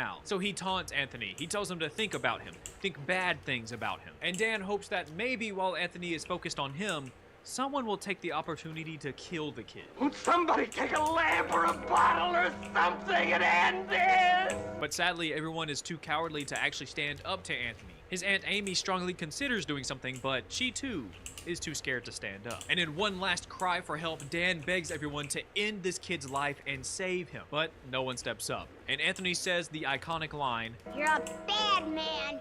You're a very bad man. And to everyone's horror, Anthony turns poor Dan into his very own life-size Jack-in-the-Box. All the women cry out in terror, and Miss Fremont begs Anthony to send him away, wish it into the cornfield. So he does, but the damage is already done, and his wife Ethel is in shambles because she just watched her husband be morphed into a Jack-in-the-Box. But even in her sorrow, she has to think good thoughts about Anthony in fear of the same thing happening to her. And acting as if nothing even happened, Anthony hops back into the seat with Pat and asks him to play another song, while everyone tells him that it was a very good thing that he did that to Dan. Dan deserved that. A few people guide the sobbing Ethel upstairs away from Anthony and the music, and seeing what happened made Amy also realize that she's had enough of this life. She starts thinking about how she misses the old times, and she starts to say these things out loud. She misses the cities, she misses having real TV. She actually liked it better when they had those things. Her sister Miss Fremont tries to get her to stop by saying it's good that she thinks these things, but the way Anthony has them living is so much better, right? But as they try to calm Amy down, a gust of cold wind blows in from outside. Mr. Fremont checks and sees it's snowing. Strange, because they had an incredibly hot day all day, and now it's snowing. So Mr. Fremont asks Anthony if he's the one making it snow. And of course he's the one making it snow, just because he wanted it to snow. Finally, for the first time probably ever, Mr. Fremont raises his voice at Anthony and tells him that the snow is going to ruin half the crops. They won't have any food if he makes it snow. Thankfully, Miss Fremont stops him from making a big mistake, and he buckles again and tells Anthony that it's actually a really good thing that he's making it snow. And tomorrow's gonna be a real good day. And the episode ends off with Rod Serling telling the audience that he just wanted to introduce everyone to Anthony, and if you ever meet him, you better think good thoughts. You can also assume that You have entered the Twilight Zone. And that's the end to the episode. A truly iconic and haunting episode. And back to my question earlier, why do you think this episode is seared into the minds of so many people? I'd love to hear why you think it's seared in your mind in the comment below. And I made a joke earlier about it being Anthony who makes this episode so memorable and iconic, and while I think that is partially true, I really think it's the horror of Anthony's powers that stick with you. He can create and do anything he wants just as long as he can imagine it. And the episode itself does some pretty horrific things with it, but it also leaves a lot of the horror up to your imagination. If he could turn Dan into a jack-of-the-box so easily, or create a new creature entirely, what other things can he do? What is the extent to his power? Is there an extent to his power? What if he suddenly decides that he wants to be alone one day? Then all the people who carefully made sure that they stayed in his good graces did it all for nothing. And the end of the episode is probably the most haunting part. The whole episode, they bring up how they're losing supplies over time. They are completely out of soap, and there's only 5 bottles of whiskey left. Not saying whiskey's a necessity, but it's just showing how little resources they have. Not only are they fighting to keep Anthony happy, they are fighting for their lives. If Anthony doesn't wish for there to be more canned food or for the crops to grow well, then the people of the town might die from starvation or other illnesses. They are literally living at the whim of Anthony's mind. And that's horrifying to think about. That's why randomly making it snow at the end of the episode is such a big deal. His dad is a farmer. We see that at the beginning of the episode. And he lashes out for the first time ever when he sees his son kill most of the crops he's been working months on to feed the already small and dwindling community. All his hard work ruined just because his son wanted it to snow on one random night. They are really living in a version of hell that, if I'm being honest, can be fixed pretty easily. All I'm saying is Dan had a point. Just get a heavy object and just sure, maybe the rest of the world will be gone, but you guys can start building stuff back. But other than all the scary, deeper stuff about the episode, I can absolutely see why this episode is so famous. I mean, it's been parodied in The Simpsons and Johnny Bravo, and I'm sure many other things, because the storytelling is just amazing right from the start. And I really think Rod's longer explanation really helps the story as well. He tells us so much, but still keeps everything a mystery, and I love that. And unlike TV today, they never overtly tell us what's going on. They literally just have conversations and expect the audience to put the puzzle pieces together on their own, which is actually way more engaging in my opinion. And I don't mean to be one of those pricks that's like, TV used to be better back in those days, but I really don't think I've ever been more locked into an episode than this one, especially after he heartlessly killed the 3-headed gopher. That was crazy, man. Netflix has the second screen thing going on, so I can turn my brain off and watch Stranger Things, but I have to actually pay attention to this episode. It's like actually making my brain work. And seeing and hearing these scared citizens of Peaksville carefully talk about these struggles that they're going through, while also telling Anthony that he's doing a really good job, is really heartbreaking. They are even careful with their words when Anthony isn't around, just because they never know when he is listening. It's just incredible storytelling. I have no notes. I do wish we got to see a little bit more of Peaksville. They talk about the world being gone around the town, but I want to see what it looks like around the town. Is it just like a barren wasteland like Fallout, or is it like a fog so dense you can't see your hand through it? I would also like to see how everyone else is surviving in the town. I think just a bit of world building would have been kind of cool for me. But I understand that they didn't have enough time, and I think this episode is already one of the longer episodes of The Twilight Zone. I'm happy with what we got. I'm just being a little nitpicky. And of course, I can't talk about this episode without giving props to Bill Mumy. He was so young, but does such a great job at playing Anthony. His facial expressions alone are top-notch. He can show the audience what emotion he is feeling without saying a word. And if he does say something negative about you, Good luck surviving. But that's not the end of Anthony's story, because there is a sequel episode in the 2002 version of The Twilight Zone. It's the 30th episode of the first season. God, remember when shows had more than 8 episodes a season? Kinda missed that. It was written by Ida Stephen Bear, who only wrote 4 episodes for the show, but produced all 43 for the show. It was directed by Alan Croker, who directed 2 other episodes, including the first episode, Evergreen, which is actually a pretty crazy episode. Well, the twist is insane, at least. He also directed an episode in the 1989 Twilight Zone series, so he's no stranger to the Zone. And this episode is very special because it is the only episode in all of the Twilight Zone to have a sequel episode. There are plenty of remade episodes, but no other episode has gotten a sequel. Bill Mumy and Cloris Leachman would also reprise their roles as Anthony and Miss Fremont. And a random fun fact about them, they would play mother and son 4 times throughout their careers. Twice as the Fremonts, an episode of the Loretta Young show called My Own Master, and the Going My Way episode, Keep an Eye on Santa Claus. How cute! But let's quit yapping and get into the episode. The episode starts very similarly to the first one, but instead of Rod Serling introducing everything, we have the great Forrest Whitaker. He just reminds us of a few details we might have forgotten from the first episode, but he also gives us some new information. 40 years have passed, and people are still living in fear in Peaksville. And Anthony now has a daughter of his own. She doesn't possess any of his powers, but he still loves her dearly. Okay, quick question. Who do you think made a child with this guy? Do you think he forced someone to love him, or did somebody actually love him, which is a possibility? Or do you think he imagined up his daughter and created her? I mean, there's no wife in the episode, so I don't know how she came to be around. Let me know what you think. I love any crazy theory in the comments. But quickly, we move into the story. Dang, unlike Rod, Forrest wasted no time. We meet Anthony's daughter, Audrey, and one of her friends named Timmy. Audrey is played by Bill's real-life daughter, Liliana Mumy, who has been in a lot of movies, but you probably know her from The Santa Claus or Cheaper by the Dozen. And any new viewer won't care, but Timmy is played by Samuel Patrick Chu, and he's in a few episodes of The Haunting Hour. It's pretty cool to see. They're hanging out up in a tree like kids do, you know. Audrey is admiring the view because you can see the whole world from up there. Like literally, the world is that small. She can see all of it from up there. Big deal. All the way to the interstate. Timmy is ready to calm down, so he tugs at Audrey's jacket to get her to climb down with him, but he accidentally tugs a little too hard and makes her fall out of the tree. Grandma Fremont, or Agnes, yeah, she finally gets an official name in this episode. She hears Anthony cry out first and rushes out to comfort her. Anthony doesn't hear them right away because he's playing the piano, or kinda playing the piano. He's like airplaying it, but also really playing it. I don't know why he can't just actually play it. Anyways, he's late to the party, but when he does hear the cries, he rushes out really angry. So angry that I think he was ready to set that kid on fire. But Agnes is still doing what she does best and helps distract Anthony and calm him down. Audrey also helps him calm down by saying that it was just an accident, he didn't mean to do it. So Anthony decides to let Timmy off the hook since he has been such a great friend to her and he's always thought good things about them. And just as he chooses to forgive him, Timmy's dad comes back to pick him up on a bike. Apparently, Anthony still doesn't like cars, where Anthony interrogates the dad, George, about his son's behavior. Of course, he sides with his son and then turns to Agnes to tell her that he knew letting them hang out wasn't a good idea. Apparently, Agnes asked George to let Timmy play with Audrey because her dad scares away any possible friends. I can't imagine why. But Anthony is offended that somebody wouldn't want their kid to play with his kid. And of course, being treated like this has George thinking bad thoughts about Anthony. So of course, he has to get the punishment. Only this time, Anthony doesn't just send him away to the cornfield.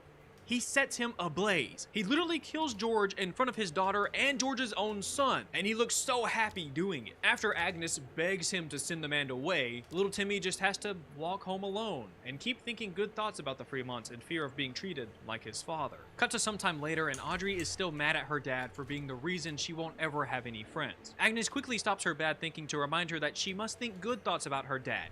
It's very important that she thinks good thoughts about her dad. But she doesn't care. She hates her dad. She even says this out loud. And in a shocking moment, she breaks a picture of him and his parents using nothing but her mind. And this is when Agnes realizes that she actually does have the same powers as her dad. She's just been hiding it from them. Agnes is shocked and asks Audrey how long she's been able to do things like this, but Audrey doesn't answer her. She's just worried about her dad being mad at her. Thankfully, Agnes quickly realizes how important it is that Audrey keeps this a secret and agrees to not tell Anthony, yet at least. And she also tells her to not think about her powers when her dad is around. But then Audrey drops some crazy information. Anthony, for some reason, can't hear her thoughts. And she knows that he can't. Because I can read his. Oh, what a crazy twist. In a single moment, in a single line, this show makes Anthony's powers weaker. by using a 6-year-old girl. God, that's so cool. And then after that, we get the, the Twilight Zone intro. But the 2002 intro is so funny. It's made by, I think, Slipknot, or one of the people from Slipknot. So it's just like heavy metal. It's like crazy different from any other Twilight Zone intro. You're entering the Twilight Zone. Sometime later, Audrey asks Anthony what happens when he sends someone into the cornfield. He tells her that it's a good place that he sends people for them to live out the rest of their life, which is a very obvious lie. She also asks him if he could bring Timmy's dad back because she actually liked having Timmy as a friend. But sadly, once he sends someone away, he can't bring them back. Actually, what if he's not lying and when he sends somebody to the cornfield, he sends them back to an alternate reality where everything on Earth is normal, so they can just live a normal life? What happens if he sends a blazing man into the normal world? Is he still on fire? As they finish up their cornfield conversation, Agnes asks Audrey if she would like to go on a walk with her. Of course, she would love to go with her grandmother, but Anthony reminds them that bowling night is tonight and they cannot be late. It's nice to see he's trying to keep morale high still. Agnes takes her over to their neighbor Lorna's house, but they aren't there to help Lorna with her garden. Agnes wants Audrey to show her her newfound powers, so Audrey makes a huge rock disappear in front of their eyes. After showing them her powers, Audrey is sent away to go play, and then they both talk about how they finally have someone to counteract everything Anthony has done. But more importantly, she could get rid of Anthony if they played their cards right. Agnes talks about how she regrets not helping everyone sooner, or as she puts it, Only I'd been strong enough, brave enough to bash his head in years ago.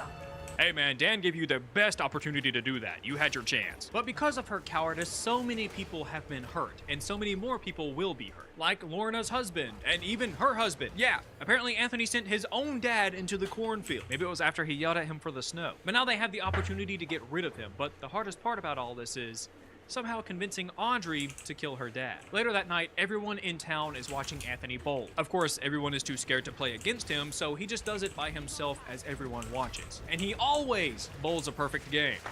I bet you bowled at least 5, maybe 600 perfect games over the years. But while bowling, Anthony notices that everyone has an odd fixation with Audrey. Thankfully, Agnes is there to distract him before he sets another person on fire, but it's revealed that Lorna's had a bit to drink tonight and she has some loose lips. She's telling everyone about Audrey's secret. So Agnes confronts Lorna about telling everyone about Audrey's powers, and Lorna defends herself by saying it's just to give some people hope. They've been without hope for a long time, but the more people that know, the more likely Anthony will find out. And speaking of Anthony, he's now challenged somebody to a game of bowling. He's tired of playing alone, and this poor guy is unfortunately chosen to play against him. Of course, he's never played before, so he instantly gutters the ball, which makes Anthony mad. So mad that he hands him another ball and tells him to concentrate. And the second time he tries, he does make it farther, but it's no strike. But Anthony does not play about his bowling, and he wants someone to try and beat him. That's what would make him happy, and you know how important it is to keep Anthony happy. Then he death stares this poor guy. Thankfully, he's saved when Audrey sees that her dad is about to hurt another person. So she distracts him by asking him to come play this game with her, which actually works wonders. She saved the guy's life, but that doesn't mean she's saved everyone's life. Later that night, Lorna is outside drunkenly talking to her tomatoes when Anthony makes a surprise visit. He pressures her into telling him what she was talking about because he knows it was about his daughter, and he doesn't like when people talk about his daughter. But we don't get to see what happens to Lorna because it hard cuts to Agnes and Audrey. Agnes is showing her old pictures of New York City and other places that she got to visit before she gave birth to the Antichrist. And Audrey is fascinated by all the pictures, and she asks what the cars, electricity, and cities do to Anthony for him to get rid of all of them. Agnes admits that she doesn't really know why he got rid of all of them, but she thinks it might have just frightened him. The world was too big, and he didn't know how cars or electricity worked, so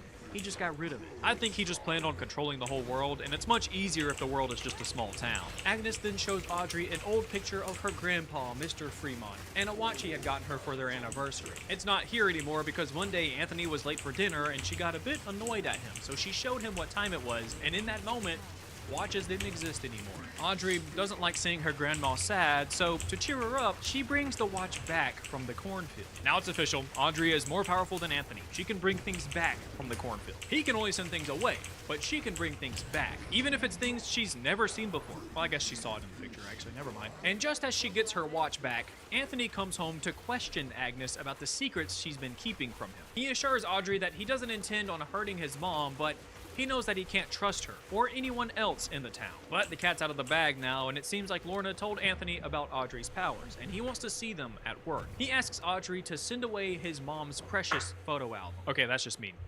That's just being evil. Of course, Agnes has to sit back and watch all of her memories disappear in the blink of an eye. Even though it obviously pains her to see them go, Anthony is ecstatic to learn his daughter is special, just like him. The next day, Anthony calls a town meeting where we see that Lorna is basically brain dead. She can't talk, she can't move, she just sits there and stares into space. Anthony tells Agnes that she needed to be punished for being so sneaky, and of course, everyone agrees with him. No one can argue with that. Sneaky people are bad people, aren't they, honey? It's true. He knows that a lot of people have been keeping secrets from him, so he's going to send 4 people into the cornfield as punishment for being sneaky, starting with Joe, the man who almost got sent the night before for being bad at bowling, and his wife. Then he just chooses 2 people at random, one a lady and the other a little girl. Agnes can't stand there and watch him bully a town of people anymore, so she tells him to send her to the cornfield because she knew about the powers before anyone, but he just ignores her, tells her to stay out of it, and walks away. Finally, after 40 years, Agnes gains the guts to stand up to her son. She tells him that she's tired of watching him destroy everything and everyone she's ever loved, while caressing Lorna as if she was her own child who is now stuck in her own special hell. But then Anthony reminds Agnes that she loves him, only she doesn't love him. She never loved him. She confesses to him that she stays up at night thinking of ways to kill him to end everyone else's suffering. She calls him a monster straight to his face and tells him that no one belongs in the cornfield more than him. You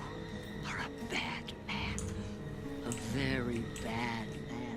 The worst that ever lived. Then she tries to convince Audrey to send her own father into the cornfield, but she just can't do it. That's her dad, and she does love him after all. But while everyone is distracted, Joe grabs a trophy from a shelf nearby and almost gets the jump on Anthony. But Audrey saves him before Joe can hit him, then turns on her own grandmother and sends her to the cornfield. Okay, I'm gonna off to take a nap. Super tired. Catch you tomorrow, bit earlier.